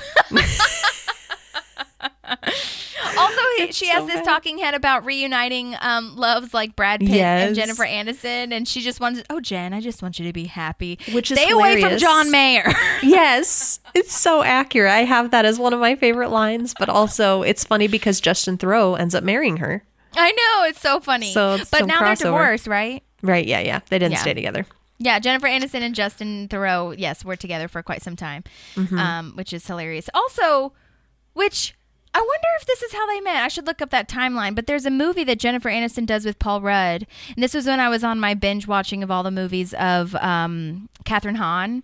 And I think it's called Wanderlust. And they go. Okay. Paul Rudd and Jennifer Aniston are married, and they go on this like road trip thing, and they like their car breaks down or something, and then they basically end up living on this commune, and they kind of go through all these like struggles, but like very comedically. And Justin Theroux is like the leader of the cult commune thing, and it's hilarious. But anyway, so. That's neither here nor there. But so now they're ringing the doorbell. And Frank thinks that Leslie is Marlene because he's clearly a little crazy because he tries to kiss her. And this is where she's like, Poopa, no, Poopa, no. And it's so funny. It's like his awkward recovery is like, oh, come on in. It's not like, I'm so sorry or that's so awkward. It's like, no, all right, come on in the house. It's totally normal. Did you notice or did you like look at anything in his apartment? No, I just noticed it was super cluttered. Oh, okay. That's the only thing I kind of clocked. I didn't stop to look at anything specific. I noticed so many chalkboards really randomly. There was a big chalkboard on like above the fireplace on the brick wall, which I couldn't make out. But there's one on his fridge that's like a tiny little chalkboard, like a reminder whiteboard thing that you would put on a fridge, but it was a chalkboard instead. And it says, "Find the parrot." What? I was like, this guy's clearly lost it. No. But like, they're the big one. I don't know. It seems like they're reminders because the big one in his living room. I couldn't make out all of it, but the top two ones say it looks like it says check the, and then I couldn't make out what the last part was. But so I don't know. He's just reminding himself, maybe. Well, I think he's not all there is kind Agreed. of what we get from the situation, and 100%. he probably needs little reminders here and there, like Yes. of what to do. That makes sense to me. I mean, he's older too, so Yeah. He's a little crazy, a little cuckoo. Mm-hmm. I have a guest star breakdown if you would like it. Yes, of So- course. I love this guy. I've seen him in a bunch of other things too. Oh yeah, he's a huge actor. His real name is John Larroquette. I can't believe they got him because of how huge he is at this point in the season, I guess, is what I'm trying to say. Because obviously they get big characters, but I'm like, what? Because I watch. Okay, this is silly, but also like very showing of my age, that I first recognized who he was from 30 Rock as well, because they do a spoof on reuniting the Night Court cast for Kenneth, because he believes that like TV shows should be real kind of thing. But Night Court is one of the things that John Larroquette is most known for, which was like back in the 80s, 90s. I think it was 90s, but late 80s as well. Huge show back in that day rather. And then he's been in like Boston Legal, The Librarians, Stripes with Bill Murray, which was a like a military movie. He also had his own show, the John Larroquette Show. He was in Star Trek 3. He's just like a huge actor. But Night Court was like, I think, one of the things that like most people would know him for if you didn't watch those other shows that I mentioned. Also, I saw that they on IMDb that there is a pre-production listing for another Night Court. So I was like, are they actually doing a reunion, or what does this mean? Dang. Because like there would be, I mean, they're probably at least in their 70s now. So I mean, like, I'm very intrigued to see what exactly that means. But it looks like it's supposed to be out in 2022, which is obviously next year. So I'm like, what the fuck? But anyways, I did message his agents because I have nothing left to lose. So he hasn't messaged me back. So, or they haven't messaged me back rather. But I was like, I shot my shot, so it's fine. Yeah, love it. But yeah, I love him. I think he's hilarious. I really think that he played this role so well. Yeah, no, I completely agree. I loved it. Everything was, he just played it so like he could be so together in certain moments and then completely break down. Right. Well, and I think that that's like part of his breakdown is like trying to have it all together kind of thing. Right. But not even like, I don't think he's really shy about the fact that he's not together, if that makes sense. Yeah. Which might negate what I just said. But like when he says the whole thing of like, I'm just going to go vomit real fast and then we'll be back. Yeah. Like he thinks everything's just like normal, which for him maybe is keeping it together. That's what I mean to say. But Leslie asks if like he was a lawyer because Marlene said that was something that, you know, he might have been back in the day, or like that was what he was pursuing. And he was like, no, but I represented myself once.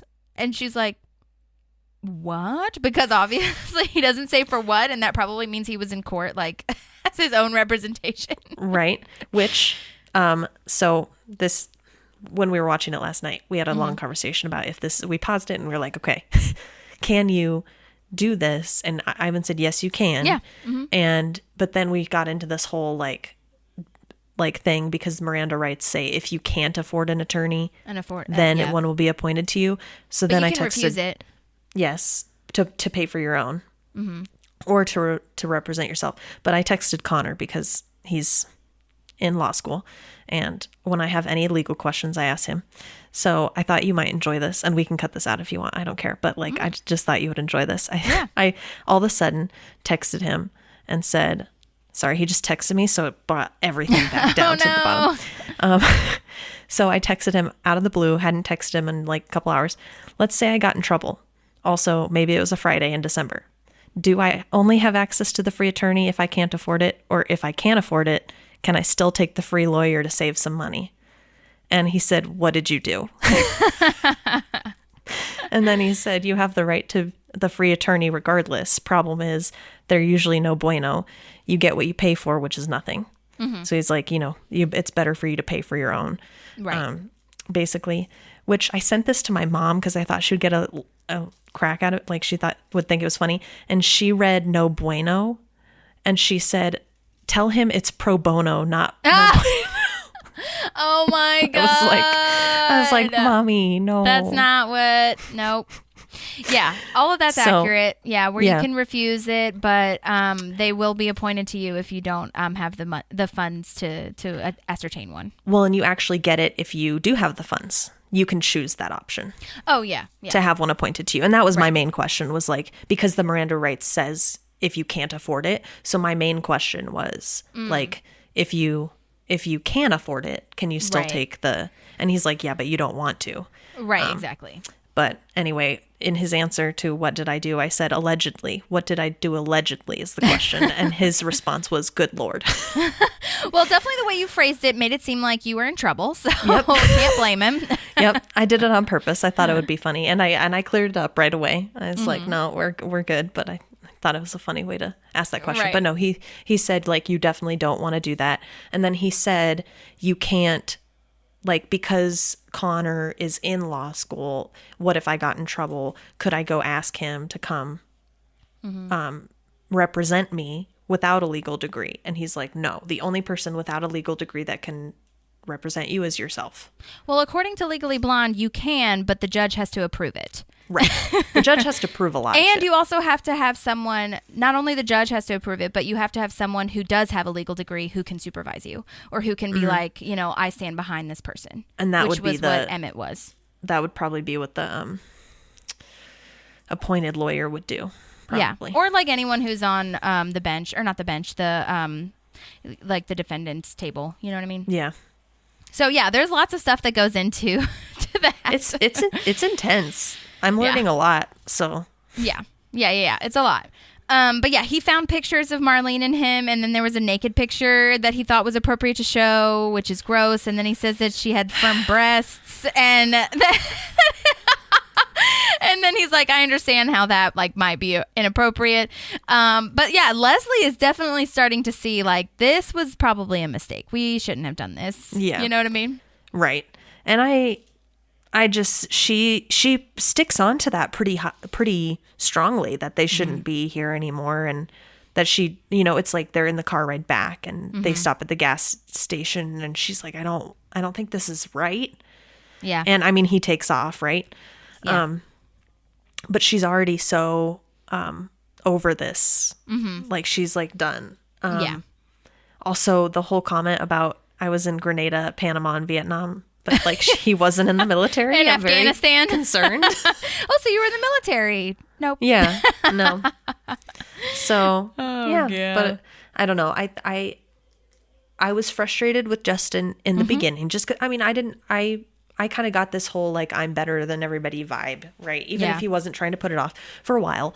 But it's like about this time in the episode where I'm like, Leslie needs to get out of this relationship because he's not putting any of her feelings or thoughts above his need for the story, like you were saying earlier.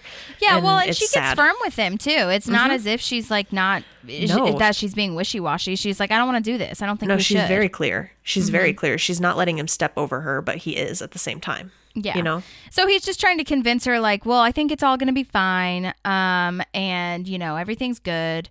Also, side note, this is really random, but when they pulled up to get gas, I noticed that car was like so dirty. And I was like, I know that the snow is a big thing and they've been traveling, whatever. But I was like, that's a lot of dirt and snow stuff. Yeah. No, it's actually pretty disgusting, especially in the Midwest, because they put the salt on the ground. And it's, you don't gotta tell me twice. It's yeah, not it's good a lot. stuff. Yeah. It's just like this is so dirty. Yeah, like they haven't cleaned it in a week or two for sure. Oh, right. And then, so back at the dance, April's boyfriends say they can get her a drink ticket at the Bulge. Or no, not at the dance, at the office, rather. Right. They say they can get her a drink ticket at the Bulge for Valentine's Day event so that they can go to the club.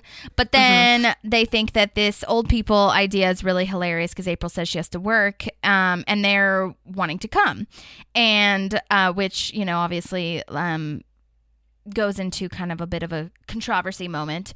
Yeah. She's but also very over this relationship at this point. Like, I can tell already. She's like, I think I'm done with this. Yeah, because I think a while, or like a couple episodes ago, she probably would have blown this Valentine's Day dance off. I don't think she would have been like, I have to work. You know what I mean? She's making up excuses not only to work, but to hang out with Andy or see Andy. So, and not do their ironic stuff. Yes, exactly. But now they're on their way to, this is when they're on the way to the event, and then he's hyperventilating into her purse, which is hilarious. And then they go back to the dance. And this song that they're playing is actually a song by Ella Fitzgerald called Let's Call the Whole Thing Off, which is, I thought that was interesting and cool. Yeah. And it's been covered by a lot of people. Oh, yeah. Tomato, tomato, potato, potato. Yeah. Let's and I call love the this. whole thing off. I love this whole, all of these are like old jazz standards that came out in between the 30s and the 50s, and they're all really, really solid songs. And I love this comment, you should sing it like Louis Armstrong. And he's like, yeah, no, totally. Here's the thing though. Who is that? Yeah. And you're just like, I know, and you what? definitely see that Andy like does not know any other music except for his own, I feel. And Dave Mellencamp. That's it, right? Or no, Dave Matthews. Dave Matthews, thank you. Yeah, Sorry. him and Dave Matthews are like the only ones. John Mellencamp, Dave Matthews, my bad. Mellencamp, yeah. Yeah, because even when he's listening to the radio, he's listening to himself. So yeah. It's like, yeah. No, it's but you know what? I actually really love all their renditions, and especially of The Way You Look Tonight. Yeah. I love the way they play that. It does sound really good. I noticed that as well.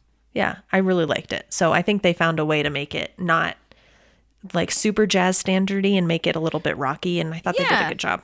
Yeah, I mean, there's no way with that, I feel, with what they usually do, I feel, and with Andy's like personality to play it exactly like it was. So I think they did a good job too. Well, and his voice fits it really well too, for him not having a jazzy voice. Yeah. Like it's really good. So yeah, because you can make any of those songs like rock songs, especially if it's like in the right vibe. And I like that his metric of a show being good is chicks flashing their boobs at him. But if that happens here, my eyes will fall out of my head and I'll die.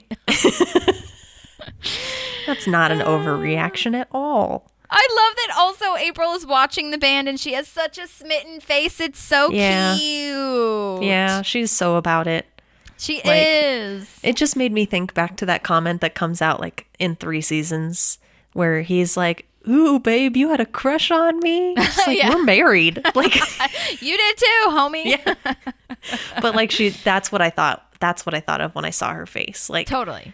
Because she's so, Taken. she's just so smitten with him. That was a good word choice. So, yeah. And my next note is when Anne and Mark are dancing. Yes. He has this suspicion that things are going well. Yeah, this is really uncomfortable for me. And I don't know if other people feel this way. And I think every relationship works differently. But I would feel really weird if I had to bring it up so like blatantly like that. Like, I think definitely people have conversations about like, where are we going? Do we feel like this is a long-term thing? Like stuff like that. But he almost seems like he's fishing to make sure he's on the right track for her. Well, I think that you are hitting it on the head and circling around it a little bit where he's not really asking like, to me anyways, the way he's phrasing it is all wrong, where he's saying like, how am I doing in this relationship? He's not saying, it's not us. How are we doing? Like, how are your emotions with us? Like, and then he's very caught up in what it should look like and what it should be, as opposed to like, how is this actually doing for us? When he says that whole comment of like, on paper, this thing is pretty great. And I hate that. The way, because he's checking off these boxes like we talked about.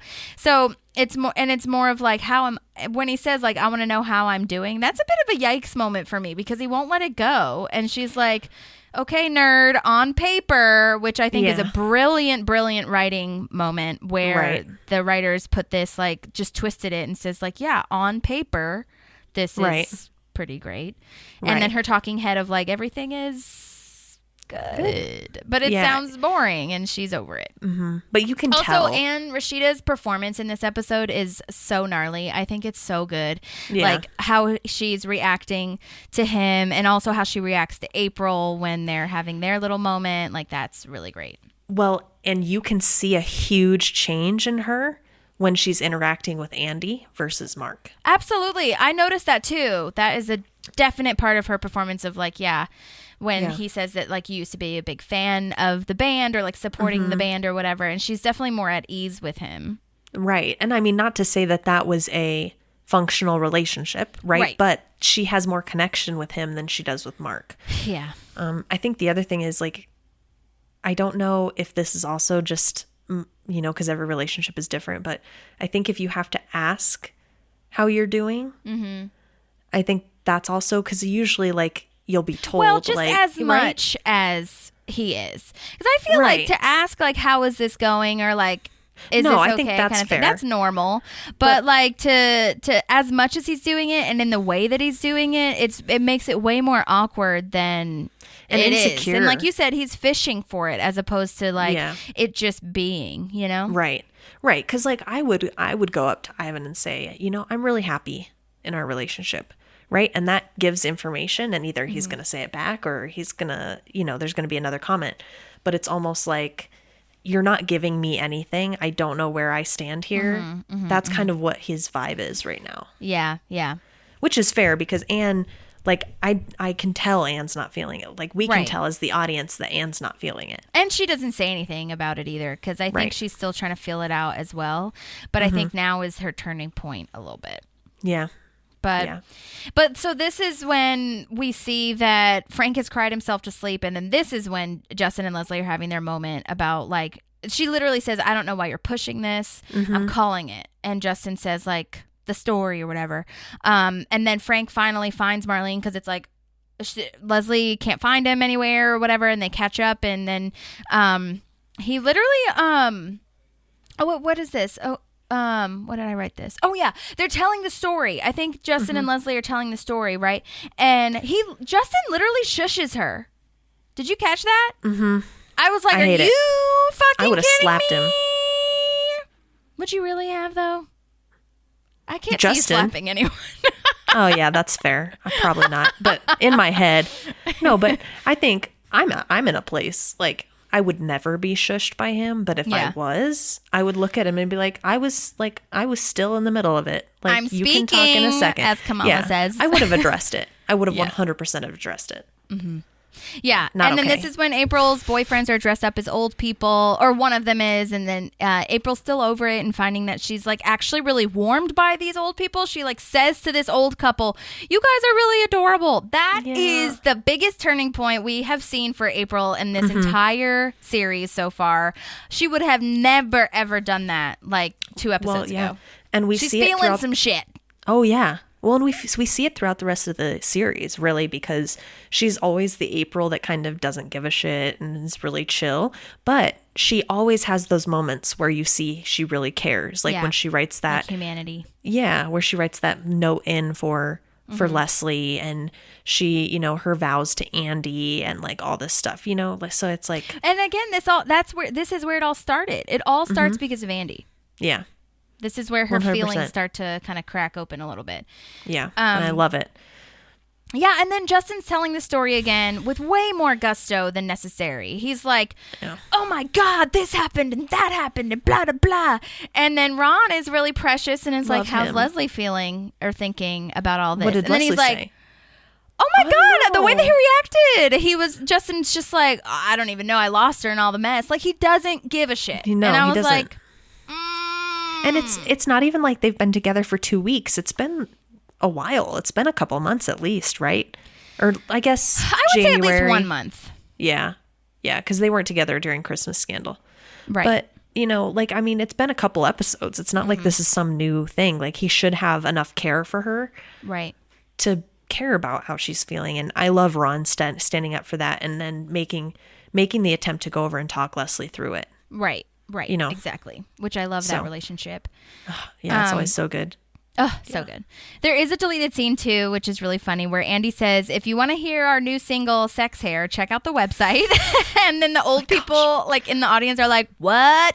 And he keeps referring to all these artists that wrote these songs. He's like, this next song is written by a man who is a man because he doesn't remember or know anyone who's actually gosh. writing these songs, which I thought was really funny. And then this is where we get to Tom suing Wendy for alimony just to keep in touch, like blackmailing. And I was like, Tom, what the fuck of all fucks are you thinking?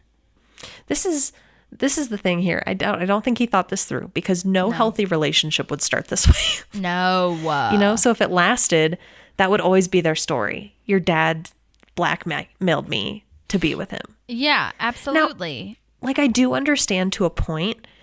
He's not doing it for this reason, right? But I do understand to a point. He's lived with Wendy for 4 years.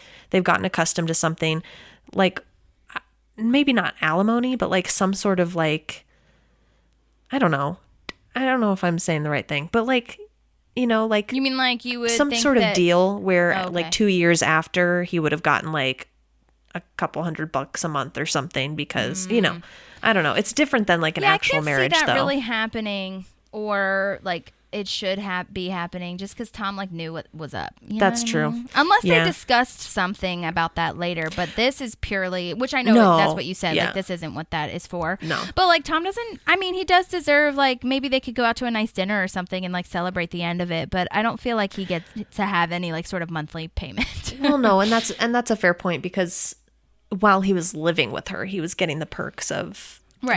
I don't think he was really paying for much. No. It was her house. Agreed. Yeah. So I think that's a good point. I don't know. I think I could just understand if it was a real marriage coming out with that, but his point, he's not doing it for the right reasons, is basically what I'm saying. Right. Exactly. And then Anne is telling Andy that it sounds really good, which we all agree with. And April says, okay, break's over, because this is when Anne is talking to him. Mm-hmm. And this is where the age-old, or not age-old, but for us it's age-old Anne and April, butting heads, head-to-head situation is happening. This is the start. And them standing together or next to each other while watching Andy is so awkward for the audience, I feel, or at least for me. I was like, oh my God. Yeah. And the way he dedicates this song to her is so romantical. I know. It's I was very, very what? cute. Especially he says a little lady, and I was like, ooh. Do you think he knows what he's doing, or do you think he's just Andy being oblivious and doing that for his friend? I think it's half and half. I feel like one half of him is oh, you requested this song, so I'll dedicate it to you. But the other half, got from feelings. the way he's looking and his I don't know. It seems very on purpose. Half of it seems very pointed. Yeah. And then all of a sudden Anne is kind of wait, are you guys yeah. And April has a valid point. Why do you care? Yeah. You're not with him, So it's interesting. I think we get a glimpse at, if it wasn't already. I would ask that, though. Even if I hadn't dated Andy, I'd be like, wait, are you guys together? Because there's a vibe happening right now. Right. And it's less the asking, it's more the vibe she's giving off when she's asking it. Totally. Because when she decides halfway through the question that she doesn't want to ask it, it seems very totally. Now I'm sounding jealous, and I don't want to sound jealous. And yeah, but I mean, I think this also is the point where even if you hadn't noticed already that Mark and Anne weren't going to work out, you kind of notice it here. Yeah, for sure. Also, again, this is random, but Burley is jumping up and down because he's doing the rock version or whatever. There's a brief second where I caught it, and I think it was during the song, The Way You Look Tonight, or maybe the song before that. But I was like, this is so funny. You're trying to be the rock guy in this cute song. Yeah. I just noticed it. But yeah, this was an awkward moment. Yeah, so true. Then we learned that Frank worked at the grocery store, and now he's fully unemployed. Completely unemployed. And Marlene's like, wow, okay. Yeah. And then this is where Frank asks, should we pick up where we left off? He's had 4 heart attacks, by the way, because he says, she's like, are you serious? And he's like, serious as a heart attack, of which I've had 4. Yes. So awful. But I love this relationship, between Leslie and Marlene now, because in the first couple episodes, remember, Marlene was so judgy and harsh on Leslie. Yeah. And I really like how it's evolved because now Leslie's there kind of comforting Marlene, and Marlene's very understanding. Like, you were trying to be sweet. And I just like how it's evolved. And later on in, when they have the engagement party for Leslie and Ben, like, she's the only person there really supportive. Right. So like, I agree. really like how they fixed it, because I think it would have been sucky if they had been so like this the whole time. Right, you know? like, totally. Or like if Marlene had said, like, what were you thinking bringing him here, kind of thing. Right, You know? exactly. Yeah, that's a good point. Yeah. And now we see, I love the way they did this. Instead of like making any sort of, dialogue between them, we see Tom and Wendy hugging. So you guess that they dropped it, or like that they worked it out, which I really love that, like, brief second to kind of resolve that story. And then Frank goes to the mic and he, like, I don't know if you caught this, but before the camera lands on him, it sounds like he's clearing his throat, and it's like the grossest clearing of the throat in the entirety of the world. Yeah, Which I guess disgusting. is like an old person thing. But, like, I don't know. I feel like the way that we're painting him sounds like he's like as old as the people at the dance, but he's really not. I mean, he's kind of Marlene's age, maybe like a couple years older, but I don't know. He just didn't hold it. His mental capacity isn't all there like Marlene's is. Like, Marlene's sharp and Frank's like, well, and I think loosey-goosey. I think they kind of explain it through the episode where he always dwelled on the fact that his life would have been better with Marlene in it. And so he's kind of living in that past of, I could have had this great life if this had happened. And so he didn't really keep trudging forward. Whereas Marlene was like, oh, that's a thing that passed and went, and I'm sad about it, but I'm going to keep trudging along. And so that's why I think they're at completely different places. Right. And then he says that she blew it, and he lifts up his suit jacket and says, this is the last time you'll see this body again. Lord in heaven. And there's this, it's so funny. There's this cut scene, or it's not really a cut scene. I guess it's just like a little, it's extended, where he comes down the stairs and he kind of trips and he's like, I've been waiting to say that out loud for so long, and you gave me that opportunity, but I'd be willing to give you another chance. And he like just keeps going back and back and back. And he's so funny. Like, everything he does, his movements and the way he like delivers his lines are just so funny. Yeah, I liked him a lot. And I also was questioning, but I guess it's because they weren't trying to flesh this character out really. But I was kind of wondering why like Gail wasn't with Jerry, or why there wasn't like some sort of extra or something with Jerry. But I get it now. Why? I just get it now because the Gail is Chrissy Brinkley. Oh, so, like they just didn't want to. I'm assuming that they just didn't want to flesh that out. That wasn't like a big part of the story. No, that's true. No, I think they wanted to wait until they could get who they wanted for it, probably. Yeah, because then they need to get her to come back, right? Like, so if they were gonna hire someone, they wanted to hire someone they were gonna want to have to keep coming back, and they probably just weren't ready to. I don't think there was enough time, if we're being honest. You know. Yeah. And I don't think none of us. I don't think we really miss it. You know, and I can also understand. Totally. I can understand a spouse not wanting to go to a senior dance on Valentine's Day. Like, you'll do something after or whatever. The only reason Mark and Ann are both there because they both kind of are work for the place, and they're volunteering or whatever. Yeah. Yes. Yeah. Then Justin says about like, tell me everything. I need every detail, because he's listening to somebody. Is how he says it. Tell me every detail. Pretension to its core. And I was like, oh Lord, this is just putting the fucking nail in the coffin, the final one. Yeah. You know? Yeah. This is all I literally you are. have written in my notes, Justin, go away. I know. And before we get to Ron talking to Leslie, April is breaking up with the boys. So yes, she sees I'm very that excited about it. Could be dating Andy, maybe. And she's like, why does everything have to be cloaked in 800,000 things of irony? And they're like, that's what we do. That's like our thing. And I love seeing this. I think that I totally thought, because it was named Galentine's Day, we were going to hear more about Galentine's Day. But it turns out to be such a character development for April and Andy, but especially April, I feel, because you really see her growing out of her shell and being like, I don't want to do that anymore. I'm past that now, and you guys aren't. And I think it's good too that she could just cut the cord completely when what's his name says like you only kiss me or you only kiss him if you can kiss me or whatever. And so finally she's like, okay, fine, I'll just break up with both of you then, whatever. Yeah. You know, and I'm kind of glad that happened as opposed to dragging it out, being like, okay, well, fine, I'll only date one of you. You know what I mean? Right. So Yeah, I think that's better. Yeah. And I really relate to Leslie so much when she's talking to Ron about him being kind of a jerk, because she says like, in some ways he's so good, but for some reason I just like don't feel it, or like I don't want this. And like it's so interesting because I do that all the time where I just know in my soul that something's not right and that it's just not going to work. Not just with romantic relationships, but with like lots of things where I'm like pushing so hard for something to work and it's just not.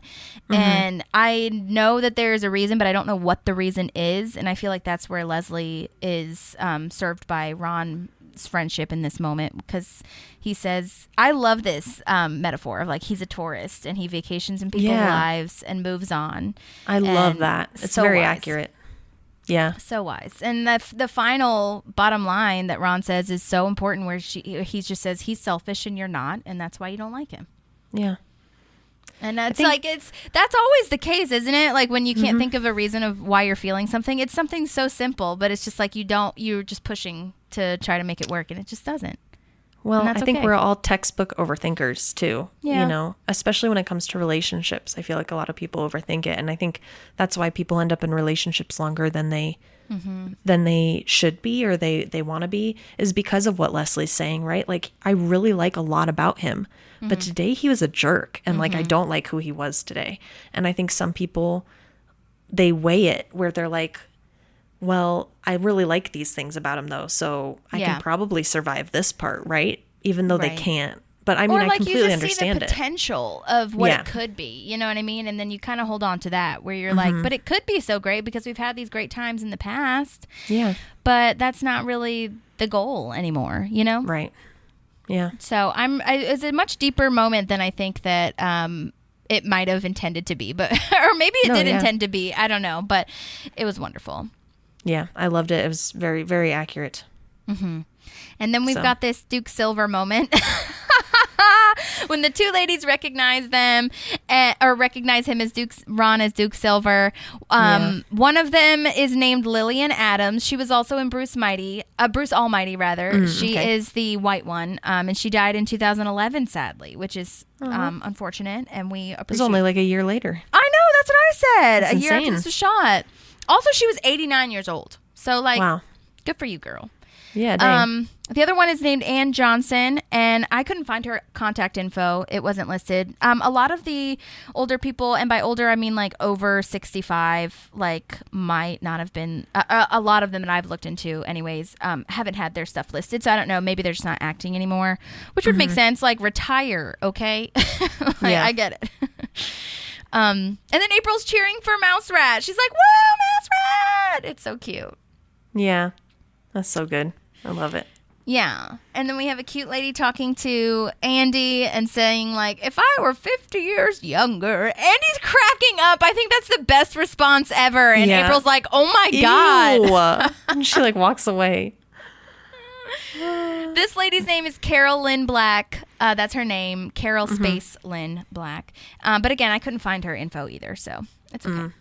I also love the James Dean comment. I think that was from a lady before. Yeah. Right? Oh, it's from this lady. From Carol Lynn Black. The one that's like, if I was 50 years younger. You sound like a young James Dean. It's like, who's that? I know. That's why I'm like, how do you not know honey. James Dean or Louis Armstrong? I'm like, come on. Dude, yeah. Well, now I'm at the tag if you are. Yes, I am at the tag.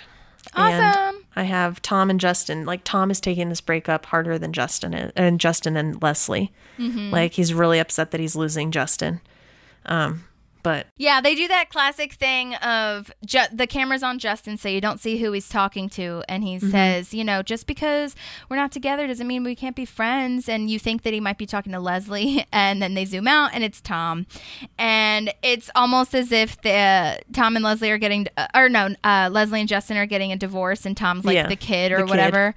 And we'll still see each other all the time. And he thinks it's his fault. He's like, is it my fault? Something I did. And they're still going to go suit shopping. Armani's having a sale right now. Let's go get you a pocket square. Yes. Which I think is a great callback to when they moved, because he had a whole box of pocket squares. Exactly. I have high levels of doubt that Justin's actually going to keep shopping with him. I do too. I sincerely do too. I also absolutely love April's face as they walk out, and she's like, what the fuck? Like, why are you doing this? Yeah. Yes. Why are you guys? All right. This is enough. Such judgment in her eyes. Yes. Well, hopefully we will have a little Mark and Anne closure with a bow on it, but that probably won't come it's a while. Too much soon. Yeah. Too much soon. We've got several more episodes of them. Yeah, we do. But we definitely are starting to see it unraveling, which is unfortunate. But in the midst of that, when one door closes, we are now seeing the door open of April and Andy. So that's very special to us. Agreed. Yeah, and I love this relationship. So I'm excited that we get to keep moving forward with it. Me too. Well, do you have anything else about Galentine's Day? I don't. Okay, that was my last note. Same here. Last note here as well. That was Galentine's Day. Thanks, everybody, for joining us. Thank you for listening to and dealing with Sweetums Part 1 and 2. That was really fun. And the gift is going to keep on giving because, like I said, we have so many people to come back on, which is so exciting. That episode was just loaded with guest stars, so I'm super happy that we got to talk to or are getting to talk to most of those people. So I'm so grateful. So fun. Yeah, it's going to be good. A very exciting new year when we come back. Yes. So we will be taking the next 2 weeks off. Well, I guess 3 technically, because of Christmas and New Year's. But we already have all of January planned out, which is really exciting. So keep an eye out for that.